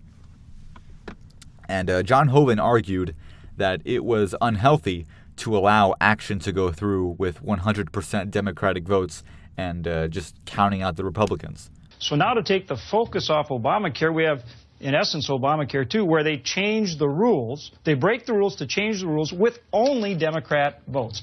This is not going to work. We need bipartisanship. You know, it brings up this discussion about how big of a majority is needed to where you can govern with a strong mandate. Because if you have, say you had 60 Democrats, that's a filibuster-proof majority. So, at that point, could you be upset? They can get their 60 votes whenever they want. At this time, the Democrats had 55 seats, and the Republicans controlled the House. So it was a bit more complicated than that. But in any case, yeah, he had that whole argument. And to reinforce him being in B tier, Senator Hoeven rejected President Trump's call to scrap the filibuster during the shutdown. Pretty straightforward. Up next is Kevin Cramer, Republican from North Dakota. I'm going to go ahead and put him in a lower B tier, probably. Lower B tier. He remained supportive of the 60-vote threshold during the shutdown, in spite of what Trump demanded. He stated that, quote, "For a little state like North Dakota or Minnesota, where you have equal power as a result of the Founding Fathers' vision of the Senate and equal power per state, we'd be giving up a tremendous amount of leverage," end quote. So yeah, it's pretty interesting. As I understand it, North Dakota has an at-large district, meaning that they only get one representative in the House of Representatives. And so, in this case, the Senate is advantageous to them because they get 2 senators along with everybody else. And so, yeah, the filibuster does give North Dakota more representation. That's why he supports the filibuster. But I'm going to dock off some points from that and put him in lower B tier because, that's kind of a matter of convenience rather than principle. Up next is Bernie Moreno, Republican from Ohio. He gets D tier. Anyway, Bernie Moreno, Republican from Ohio. Bernie Moreno, Republican from Ohio. Put him in D tier. He's right there. There he is, D tier. So he favored eliminating the filibuster during the shutdown. He stated, quote, "Let's just vote with Republicans. We've got 52 Republicans. Let's go and let's open the government." End quote. My guy, that is exactly what John Hoeven argued against back in 2013. He said we can't just let things go through with 100% Democratic votes. And now here you are saying, let's go through with 100% Republican votes. It's contradictory thinking, my guy. You know?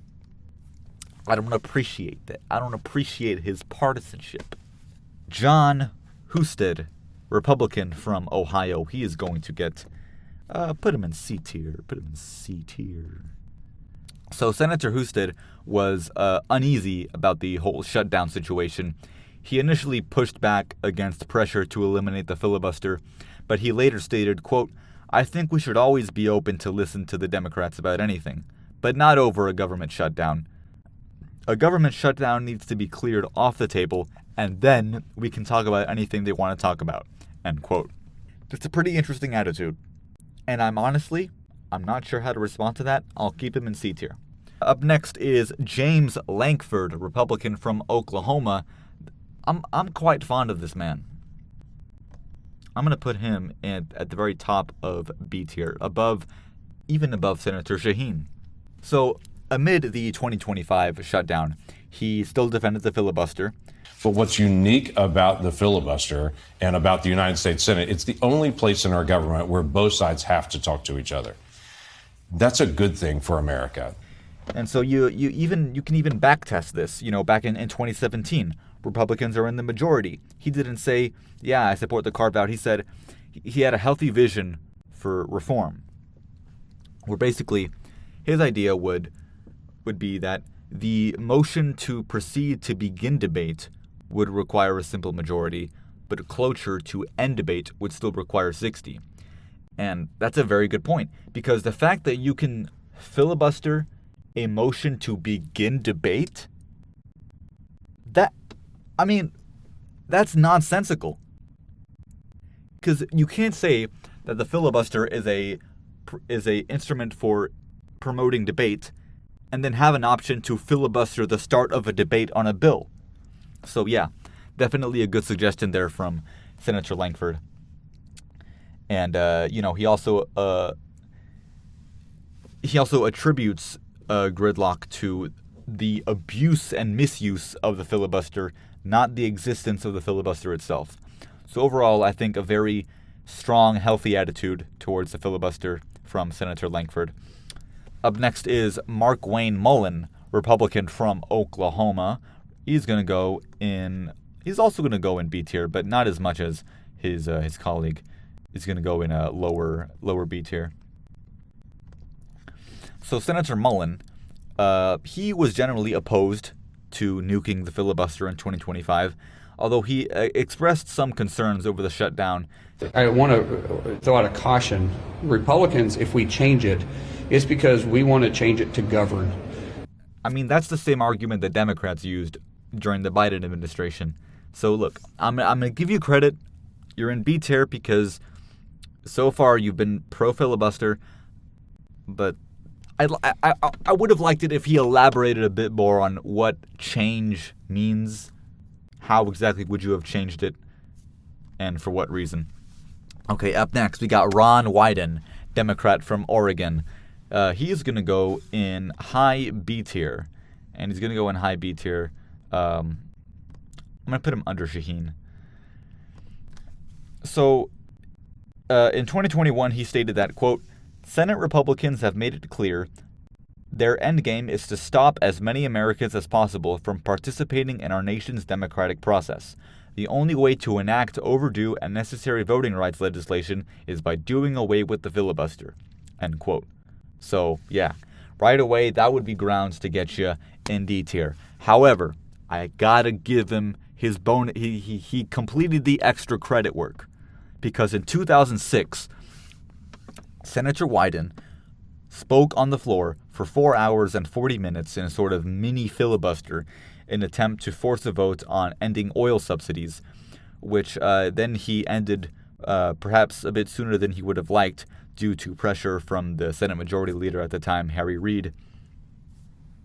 Weird situation overall, but I appreciate him taking the time to speak his case on the floor of the Senate for an extended period of time. And yeah, that's about that. Up next is Jeff Merkley, Democrat from Oregon. I gotta tell you, he is another candidate for not just A tier. In fact, he's going to go right next to Rand Paul, joining him in the pedestal of S tier. He is an S tier senator, a legislator. Yes, sir. Yes, sir. So the thing about Senator Merkley, he is arguably the fiercest filibuster reformer relative to the fact that he is quite soft-spoken. The thing about Senator Merkley is that he is kind of a filibuster specialist, which I can always appreciate. He's a fellow filibuster enjoyer. 2012, he vented his frustration with, these unnecessary silent filibusters in favor of a talking filibuster. We need to get rid of some of these points of obstruction. A motion to proceed, it makes no sense to say we're going to enhance debate by blocking debate. So let's get rid of that opportunity. And it makes no sense to block a bill from getting to conference committee. It's already been passed by the House and the Senate. Let's get those negotiations started rather than wasting weeks of the Senate's time trying to figure out just how to appoint a conference committee. This still leaves ample opportunity for those in the minority to make their views known, to take the floor, and to make their case. In fact, during the Biden administration, he said, quote, "The test of whether this is fair is whether you will support it when you're in the minority. Put those shoes on. How would it feel?" End quote. So, yeah, the fact is he consistently opposes the filibuster, according to him, which may not be true because he voted against the 2017 nuclear option. He voted along party lines, despite the fact that he said himself that if Republicans tried to abolish the filibuster, he would back that. In fact, I've seen some other people say, well, look, it doesn't matter who does it. If the Democrats do it, if Republicans do it, as long as the filibuster gets abolished, I'm for it. Doesn't matter who does it. It's a good long-term thing. But then he votes along party lines to preserve the filibuster. Like, come on. Okay, whatever. Look, he's even someone who spent time meeting with every Senate Democrat. This was during the Biden administration. He talked with every Senate Democrat about going about reforming the filibuster. So yeah, he really does care about the issue. He spends a lot of time on it. And again, I have a lot of respect for that. And I also have a lot of respect for his two-time usage of the talking filibuster. So this was back in 2017, the first time he did it. This was a post-cloture debate on the confirmation of Neil Gorsuch to the Supreme Court. This is after Mitch McConnell nuked it, and so now you had 30 hours of post-cloture debate time. Senator Merkley used 15 of those hours to protest his confirmation. He's held the floor for 15 hours, big old marathon speech there. And then recently, 2025, this year, he gave a 22-and-a-half-hour speech to protest the second Trump administration. So yeah, he's someone who says we should have a talking filibuster, and he himself can do them. He can talk the talk literally and figuratively and walking the walk. So all around phenomenal fellow. John Fetterman, Democrat from Pennsylvania. He is going to go in higher D tier. There he is. Higher D tier. There you go, Mr. Senator Fetterman. John Fetterman supported abolishing the filibuster during the Biden administration so that they could get their agenda passed. And then even under the Trump administration, he supported a carve-out or something else to help get the shutdown over. In fact, remember, he was one of the few Democrats who initially voted for the continuing resolution. And he criticized Democrats who flipped on the issue now that it was in their interest. Now that it was in their interest to use it. Yeah, of course. Carve it out for that, absolutely. We ran on that. We ran on killing the filibuster, and now we love it. Seems to me that John Fetterman opposes the filibuster no matter what. But I do appreciate him calling out his colleagues for their hypocrisy. Up next is Dave McCormick, Republican from Pennsylvania. He's going to go in B tier. If I can get him here. Here he is. He's going to go in B tier. So he stated, this is during the shutdown, he is newly elected, that he opposes a filibuster carve-out because it sets a bad precedent. And it would reduce the filibuster to a point where it doesn't really work as a real check on radical policy. And yeah, I agree. If you're just going to keep sidestepping the filibuster every time it's in your interest to do so, then the filibuster in practice doesn't even exist. If every time you don't want it to be there, you nuke it, then what's the point of having it at all? That's why, again, a carve-out is abolition. Plain and simple. Up next is Jack Reed, Democrat from Rhode Island. I'm going to go ahead and put him in a C tier, right in the center of C tier. He is quite possibly the most neutral person on the filibuster out of everybody in the Senate. Just the most straight down the middle C tier type of guy. He's been non-committal every time the filibuster has come up as an issue of national debate. In 2012, he said he hadn't made up his mind, and he never explicitly supported scrapping the filibuster during the Biden administration. And in 2025, during the shutdown, he actually warned the Republican Party about the dangers of eliminating the filibuster. So yeah, all around just a neutral guy. Up next is Sheldon Whitehouse, Democrat from Rhode Island. He's going to be in C tier, perhaps a bit higher than Jack Reed.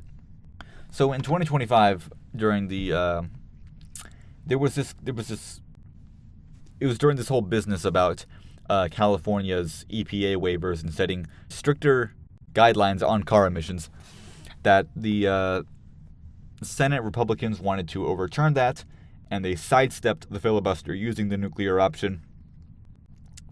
And Senator Whitehouse, argued that that kind of carve-out only sets a precedent for future nuking, which is correct. And he supports a reform that would shift the burden to the minority in a talking filibuster. Again, that's very vague, but in general, I can get behind Senator Whitehouse on this. Up next is Lindsey Graham, Republican from South Carolina. I'm going to put him in lower B tier. Maybe above. That's good. Yeah, lower B tier.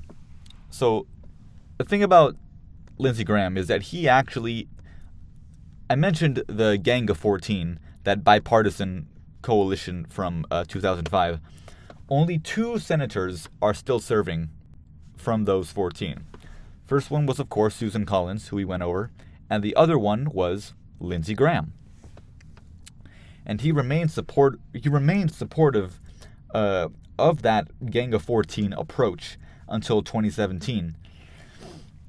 So initially, when Trump was trying to get rid of the filibuster for other issues, Senator Graham pushed back against that, saying that it was a bad long-term move, stating, quote, "I just disagree with him on the legislative filibuster. It's frustrating, but we won't always be in charge, and I think most people in the pro-life community understand that. Big change, substantial change, is meant to require consensus. And anytime you avoid that consensus, and some do this emotionally, it doesn't stick." End quote. So, you might think, okay, that's a pretty good stance, but then he supported the rules change in 2017 for when Mitch McConnell nuked it to allow Neil Gorsuch to go through and kill the filibuster for Supreme Court nominees. The whole Democratic filibuster of Justice Gorsuch actually made Senator Graham lose faith in that whole Gang of 14 mission, especially after Harry Reid used a nuclear option as well. back in 2013. And during the Biden administration, he opposed filibuster reform, of course. But then in 2024, after the election, he stated that the filibuster would stay, but the Republican Party would try to make greater use of other things like budget reconciliation to try to bypass the filibuster. So overall, kind of a fall from grace for Senator Graham, but I don't think he opposes a filibuster. I still think he can hold out in B tier, but we'll see. Up next is Tim Scott, the other Republican from South Carolina. I'm going to go ahead and put him in C tier. Here he is. Oh, wow, I'm almost done. I'm getting tired. So in 2021, he criticized Democrats who shifted their opinions on the filibuster, stating they were for the filibuster before they were against the filibuster. I keep asking myself, will the real Chuck Schumer please stand up? Is it the one who was for the filibuster, or is it the new one who is now against the filibuster? End quote. So, nice little remark there from Senator Tim Scott.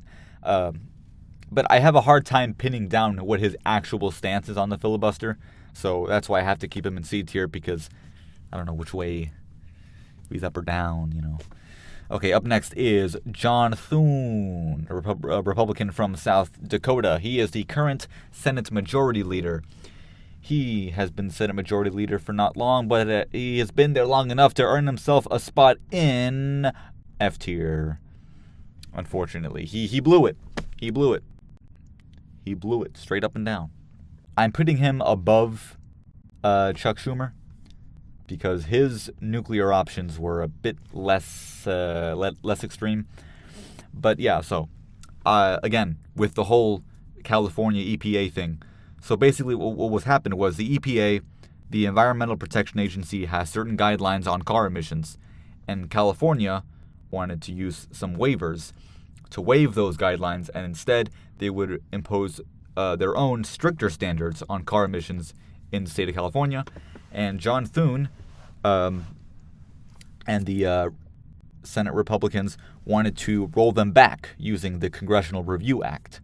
But then the Senate parliamentarian, who is kind of a nonpartisan, parliamentarian, kind of a keeper of the rules, stated that those waivers were not subject to the Congressional Review Act, and that trying to propose changes would be subject to the same rules as legislation, which means they would be subject to the filibuster and therefore the de facto 60-vote requirement. And John Thune was like, nuh-uh, I don't want to have to deal with that, and so he issued a point of order to change the rule, and so then that happened with that became the nuclear option, and so he sidesteps the filibuster, and essentially carved it out. He committed a filibuster carve-out. And you know how I feel about those. So aside from that, John Thune strongly opposes abolishing the filibuster altogether, and this was made clear during the shutdown. So although he likes carve-outs, he would never take such a bold step as to eliminate the filibuster outright, which is great. But notice how all three of the people that I have here in F tier have been Senate Majority Leaders: Thune, Schumer, and McConnell. If Harry Reid were still serving, I would have put him in F tier as well. We have not had a good Senate Majority Leader for as long as I've been following politics. Mike Rounds, Republican from South Dakota. He's going to go straight to C tier. There he is. So I'm putting him in C tier because he's non-committal on preserving or abolishing the filibuster. I couldn't find anything on him, so yeah. Up next is Marsha Blackburn. Very cool name. Republican from Tennessee. She's going to go in B tier. So the thing about Marsha Blackburn is that she supported preserving the filibuster under both Biden and Trump administrations. And she wants it in place because she wants to use it to stop bad legislation. Literally the most straightforward stance you could have. Moving on. Bill Hagerty, Republican from Tennessee. He's going to go in high C tier. I'm not sorry. Oh, where is he? High C tier. Yeah, move him up. Right. So he gave his position on the filibuster. I believe this was during the Biden administration. He said, "This unique role is to ensure that federal legislation covering all 50 states requires careful debate and broad support, often reflecting compromise, so that American policy is durable and lasting." So yeah, you know, it's a tired argument. It's a tired argument. I've heard this same support over and over again, and I couldn't find anything from the second Trump administration to double test it to see if he actually supports the filibuster under a Republican majority. So I guess I'll keep him in high C tier because I'm getting tired of just handing out B tier to everybody who says filibuster good, B tier. Like, nah, bruh. You gotta come harder than that, man. You gotta come harder than that. Anyway, okay, up next is finally my senators, John Cornyn, Republican from Texas. He is going to get low B tier. There he is. Low B tier. So, in response to calls to end the filibuster under the Biden administration, he said, quote, "Liberal activists may like the idea of nuking the filibuster today, but they'll soon find themselves rueing the day their party broke the Senate. The next Republican-controlled Senate could make the 2017 tax cuts permanent," end quote. So, he seems to accept the fact that the filibuster is now being used for the general agenda of one party rather than the most extreme legislation. Because think about this quote, right? So he warns against eliminating the filibuster. And he says, the next Republican Senate could make the tax cuts permanent, right? Implying that if there was a filibuster, then Democrats would filibuster that, right? Now, if those tax cuts are part of the general agenda of President Trump, that would imply that the filibuster would be used for the general agenda, which is not what you should do. The filibuster should only be used for the most extreme pieces of legislation. So, I don't know. It's a weird implication. Look, attitude aside, he does show very clearly why the filibuster should remain in place. Otherwise, we're just going to continue to play the back and forth game. In fact, he further stated that, quote, "In the Democratic Party, if you can't vote your conscience anymore, you either have to fall in line or your colleagues will make every effort to try to kick you out," end quote. That's very true. The Democrats have punished members of their own party, like Manchin and Sinema, for not being progressive enough. They're too moderate. But the same goes for the Republican Party as well. In fact, Senator Cornyn himself is being punished for being too moderate. You know, you look at Ken Paxton, criticizing John Cornyn for not being conservative enough. So the same would go for you, man. Anyway, during the shutdown, John Cornyn stated that he was open to changes, which is a shift from his consistent defense. But he never explicitly stated what kind of changes should be implemented. Look, I'm keeping him in B tier because he is a friend of the filibuster, but I don't know. I feel like he said too many of the wrong things. Up next is Ted Cruz, the other Republican from Texas. He's going to go in, I have to put him in A tier because, he had that filibuster, that talking filibuster, that 21-hour speech, which wasn't technically a filibuster because he got cut off by a scheduled vote.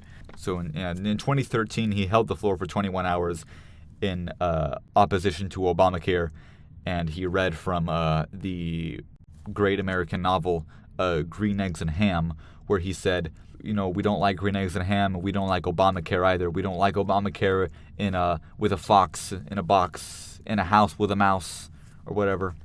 But again, credit where credit is due. He held the floor for 21 hours. Not everybody can do that. In 2025, he spoke out in support of the silent filibuster, despite Trump's dislike, stating that, quote, "It is only the filibuster that stopped us from absolute devastation." Yeah, I guess it's pretty straightforward. He gave a talking speech, and then he also supports the silent filibuster. Sure, put him in A tier. Mike Lee, Republican from Utah. He's gonna get the. I'm also gonna put him in A tier. Probably the bottom of A tier. I'm gonna put him. Let's see, above Collins or below Collins. I'm gonna put Mike Lee above Susan Collins. For this, yeah. So Senator Lee, first of all, in 2019, during that second Mitch McConnell nuclear option, he broke party lines to vote against that nuclear option. He voted to uphold the existing rule that it's 30 hours of post-cloture debate rather than McConnell's intended 2 hours, which is stupid. Yeah, he was one of only two. It was Susan Collins and Mike Lee who were the only two Republicans to vote against that rule change. And under Biden in 2022, he continued to defend the filibuster, stating that, quote, "The filibuster protects the remaining debate, amendment, and consideration available to members of this body, whether those members are of the majority party or of the minority party. So removing the filibuster, on the other hand, would irreparably render the Senate beyond recognition. The partisan vitriol and disregard for opposing senators would eat away at this place, at our norms, our customs, and ultimately our republic." Pretty straightforward. So yeah, he's a supporter of the silent filibuster. However, I gotta give him his bonus points because in 2024, he spoke for nearly 4 hours in a sort of mini filibuster in opposition to the $95 billion foreign aid package to Ukraine and others that was set to pass with over 60 votes. You know, and regardless of what you think, you know, I may not have agreed with him opposing the aid package, but look, he got up there, spoke for 4 hours, made his case to the American people. I gotta respect him. And, you know, he only gets a little bit of bonus credit because a 4-hour filibuster is not really that much of a... It ain't much. But again, he broke party lines in 2019, and he, consistently defends the filibuster. All around, a good senator on this issue. Up next is John Curtis, Republican from Utah. I'm going to go ahead and give him B tier.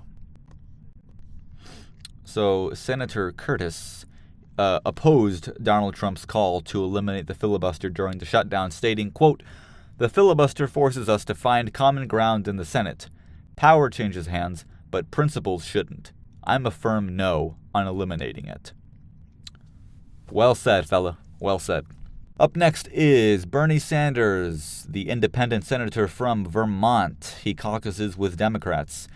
He's going to go ahead and get him in A tier. Go ahead, Senator. Get yourself an A tier. So, in 2010, I mean, we all know this. In 2010, he gave his 8.5-hour filibuster. Technically not a filibuster because he wasn't delaying anything. But he was opposed to this big old tax cut. It was like this Obama compromise tax cut with Republicans. But yeah, he spoke out against it. And he held the floor for 8.5 hours, stayed on the issue. Very respectable. In 2012, he expressed his desire to reform the filibuster. And since then, he has remained in favor of either reforming or even eliminating the filibuster. And, I spoke about John Hoeven arguing against 100% Democratic votes. That was on an episode of Crossfire where he sat at a table with Bernie Sanders. And Bernie Sanders was the one speaking out in favor of that filibuster nuke that Harry Reid did in 2013. The main exception was in 2017 when Neil Gorsuch was being filibustered, where Senator Sanders supported the de facto 60-vote requirement for the Supreme Court nominees. So, kind of a mix-up there. And then in 2019, he further stated that he was, quote, not crazy about getting rid of the filibuster. So, I'm having a hard time with his exact stance. He's obviously pro-reform. He's also stated a little bit of elimination, perhaps, but he also supports it when he's in the minority.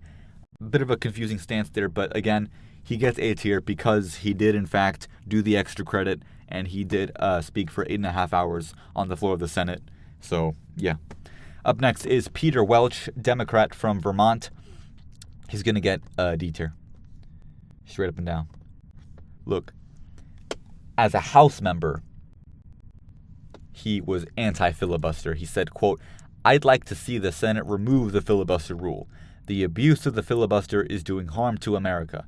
We're passing legislation, and I'm willing to debate folks on yes or no and the best approach. But we've got to act. My sense is that Vermonters want action, and they're right. End quote. And he continued to support eliminating the filibuster once he became a senator during the Biden administration. But my man, I get it. The filibuster is being misused and abused. But that doesn't mean you gotta eliminate it. Why can't you just reform it, my man? At this point, I have to feel like I'm missing something. I feel like I'm missing something. Because I keep hearing all this talk about elimination. Is it indeed a dichotomy between doing nothing about the filibuster and eliminating it? Or carving it out or something? I just don't get it. Because it's my understanding that a rule change would require a change to Rule 22 of the Senate, which is about cloture, and changing the rule to where you would require 41 votes to continue debate would require a 2/3 majority, which is 67, which is a lot. And, maybe that could also be achieved with a nuclear option, although I'm not sure how. But look, I feel like there are other options. We don't have to go the route of elimination. Mark Warner, Democrat from Virginia. I'm going to have to go with low C tier. So he stated that, so we know how in 2013, Harry Reid and the Senate Republicans voted to nuke the filibuster for most executive nominees for the convenience of President Obama.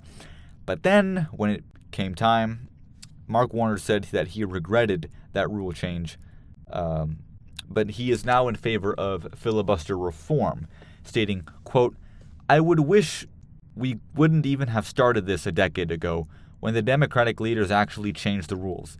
I don't think we would have the Supreme Court we did if we still had a 60-vote margin on the filibuster, but we are where we are.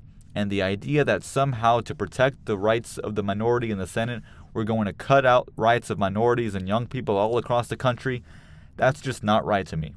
End quote. So he regrets starting that filibuster fight, the back and forth that resulted in killing the filibuster.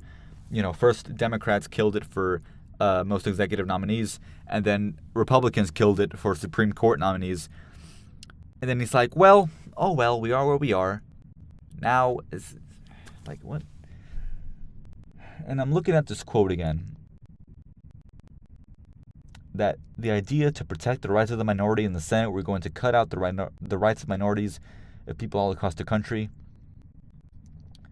So he's saying that we've already done this, and that now that Republicans are filibustering voting rights legislation that Biden wants to get passed, that we should continue to carve out the filibuster in order to get that passed, because otherwise, if you're protecting the rights of the minority in the Senate, that would reduce the effectiveness of getting the voting rights legislation passed, which reduces the rights of young people and minorities across the country.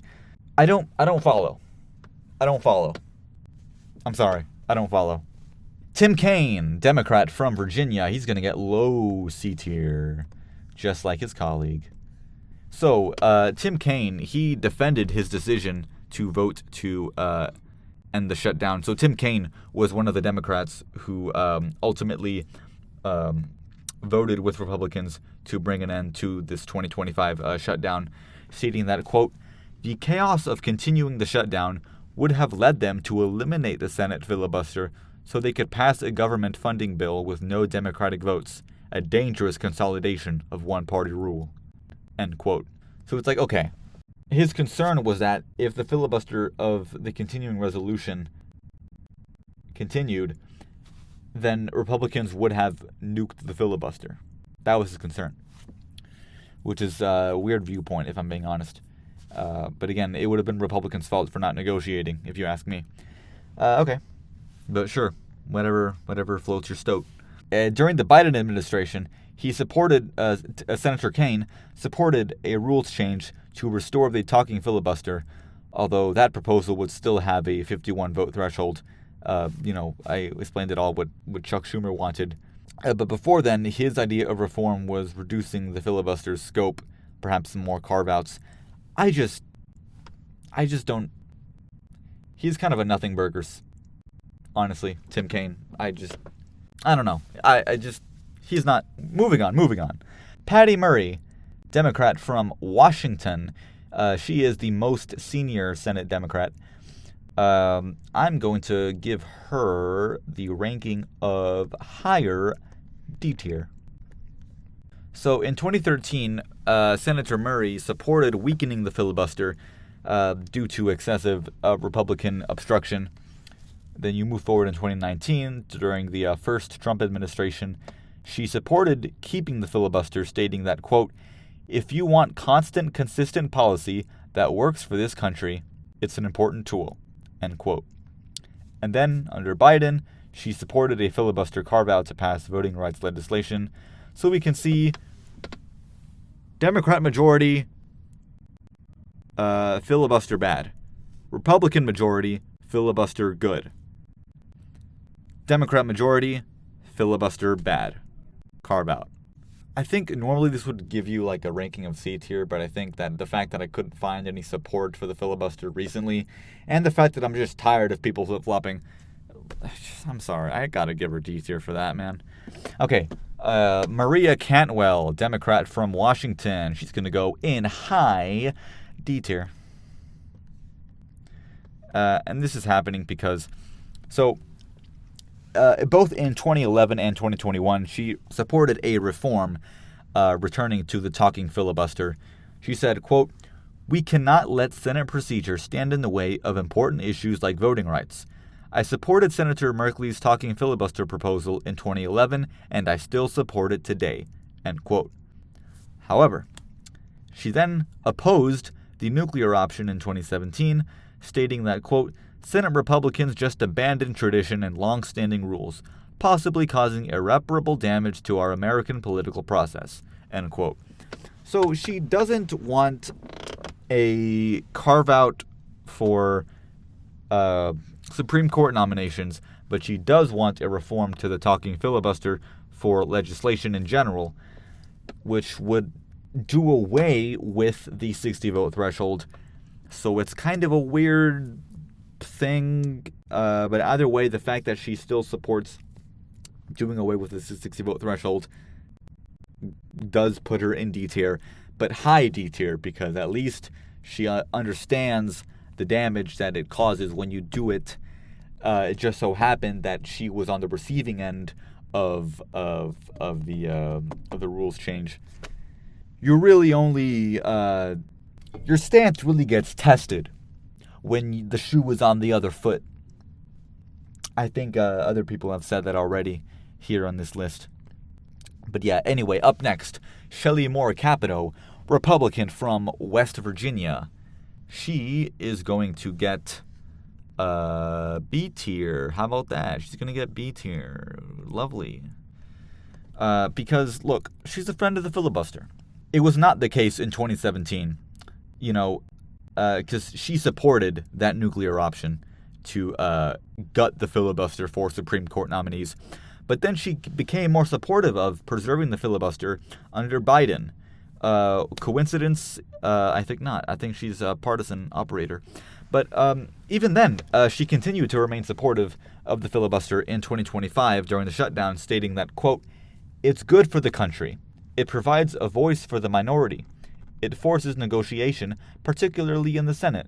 And it's a long-held tradition that I think has worked very, very well," end quote.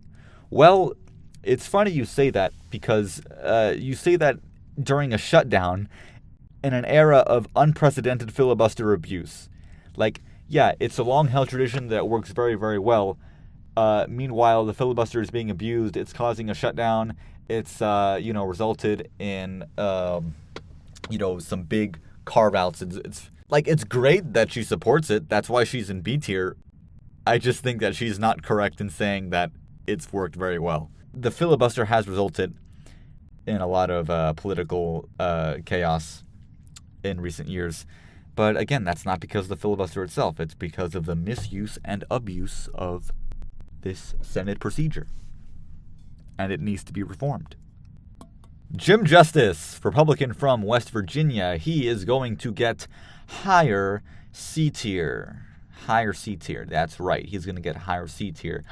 Because while he was governor of West Virginia, he applauded Senator Manchin's defense of the filibuster during the Biden administration debacle over the filibuster. However, as a senator, Jim Justice has not made a clear stance that I could find, and so he does not go in B tier, because as a senator, he has not explicitly expressed his support. Up next is Ron Johnson, Republican from Wisconsin. Very pleasing to the ear. He's gonna go in D tier. Not a very he's just not it, man. He is a long-time defender of the filibuster, right? In 2017, he was even invited by the late great John McCain to negotiate a bipartisan compromise to prevent a nuclear option, a sort of Gang of 14 revival. Incidentally, John McCain was a member of the original Gang of 14, and here he is trying to do it again. And so, yeah, he was a part. Senator Johnson was a part of that group for potential negotiations, but that ultimately went nowhere. He continued to defend the filibuster under Joe Biden's administration, but during and after the 2025 shutdown, it was gone. He became a staunch supporter of abolishing the filibuster, warning that, quote, "They will obstruct every good piece of legislation President Trump and Republicans want to pass, so we'd better act first. That's the bottom line," end quote. So he basically said, if we don't abolish the filibuster, the Democrats are going to do it anyway. Like, hello? That is exactly the attitude that got us into this mess, with them going back and forth. Remember what Senator Chris Coons said? We're just going to keep peeing on each other's shoes for the rest of our adult lives? You need to be tempered. Your patience is wearing thin, and you're thinking like a House member when you need to be thinking like a senator. A senator. Okay? You need to be chill. All right? Cool it, as Senator Ernst would say. Up next is Tammy Baldwin, Democrat from Wisconsin. She's going to get D tier. So in the past, Senator Baldwin supported filibuster reform. In 2017, she supported the filibuster of Neil Gorsuch, arguing that the nomination should take longer. So right off the bat, we've got some mixed signals here. But under the Biden administration, she shifted her stance towards full abolition, stating that, quote, "Recently, the threat of the filibuster has been used far too often, and as a result, political obstructionism in the United States Senate is now worse than it has ever been," end quote. So I agree. The filibuster is at an all-time high. This is historic levels of filibuster abuse. That is a fact. That is an objective, measurable fact. But again, is abolition the solution? We've seen many senators float the idea of reforming it in a way where you still have the ability of the minority to block bills they don't like. But perhaps we can make the filibuster a bit more painful, a bit more difficult to use. Again, it's like, at this point, I have to ask myself, what am I missing? You know, I'm someone who rejects binaries. You know, I don't like a lot of binaries. I don't like the binary party system, the two-party system that does a disservice to Americans. I don't like the gender binary. That's why I removed myself from it. And I remove this binary of abolishing the filibuster or preserving it, because the filibuster in its current form is terrible. It's too easy. But abolition of the filibuster would just make our country way more polarized. And so, again, you have these senators who they understand that it's being misused and abused. But why? Why is it that they just go straight to abolition? Like that's the easiest and most simplest move.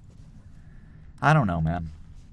But look, we've had some fun here. We're almost done here. We got John Barrasso, Republican from Wyoming. He is the current majority whip. He is going to go in a low B tier. Yeah, low B tier.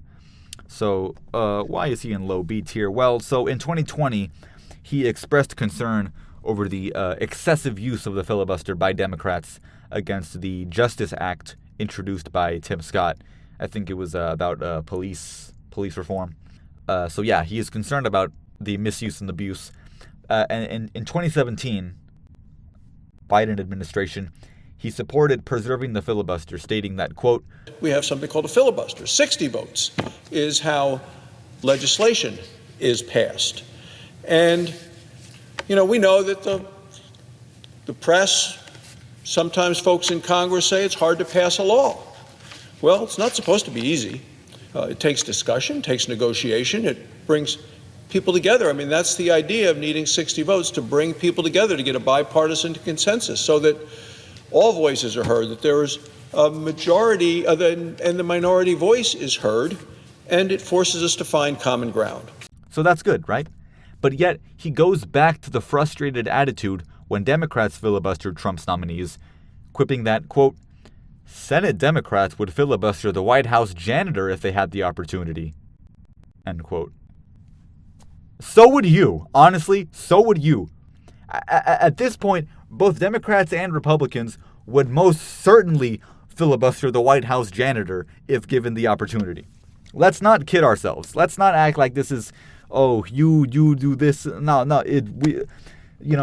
to quote President Trump, let's not act like children. Let's not act like children. But yeah, look, in 2025, Senator Barrasso was against eliminating the filibuster, despite Trump wanting to eliminate it.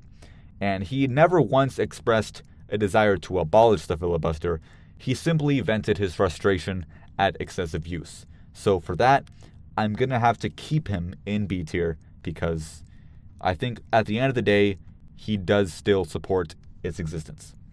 And finally, the last senator, Cynthia Lummis, Republican from Wyoming. She is going to get, how about B tier? Right. So, Senator Lummis argued against nuking the filibuster during the Biden administration, stating that, quote, if we want a more perfect union than we have today, we need more compromise, not less. This is why we have institutional norms like the filibuster. When one party starts tearing up norms to achieve a partisan goal, they might gain in the short term, but they do irreversible, lasting damage to our institutions. End quote. She also opposed nuking the filibuster under the Trump administration during the shutdown because it would enable the Democrats to get their agenda passed once they regain power. And pretty straightforward. She understands the risks. She understands that the filibuster is an important tool for the minority. And And so with that, that is our completed tier list. Let's see if I can zoom out and we can display this tier list in one go. Okay, yeah, there it is. So this is the final product. This is the final senator tier list. Certainly has been an interesting experience. I think we've learned a lot.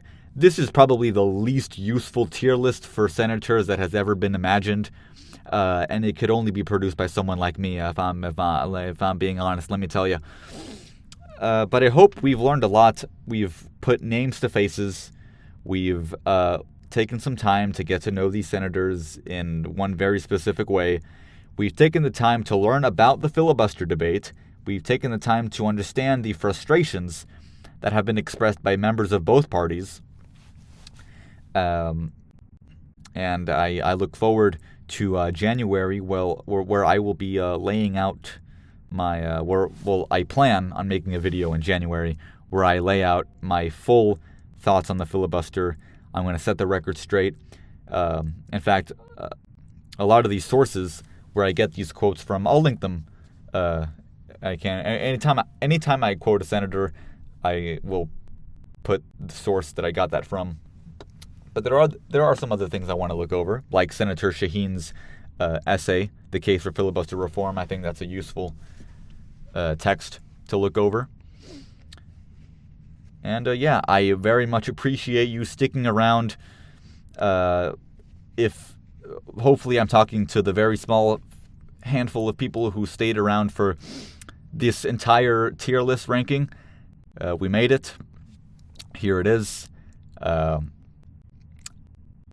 You might be thinking, well, this isn't, I tried to make this as nonpartisan as I could, but obviously we have most Republicans, or most of the people in B tier are Republicans, and a good chunk of the people in D tier are Democrats.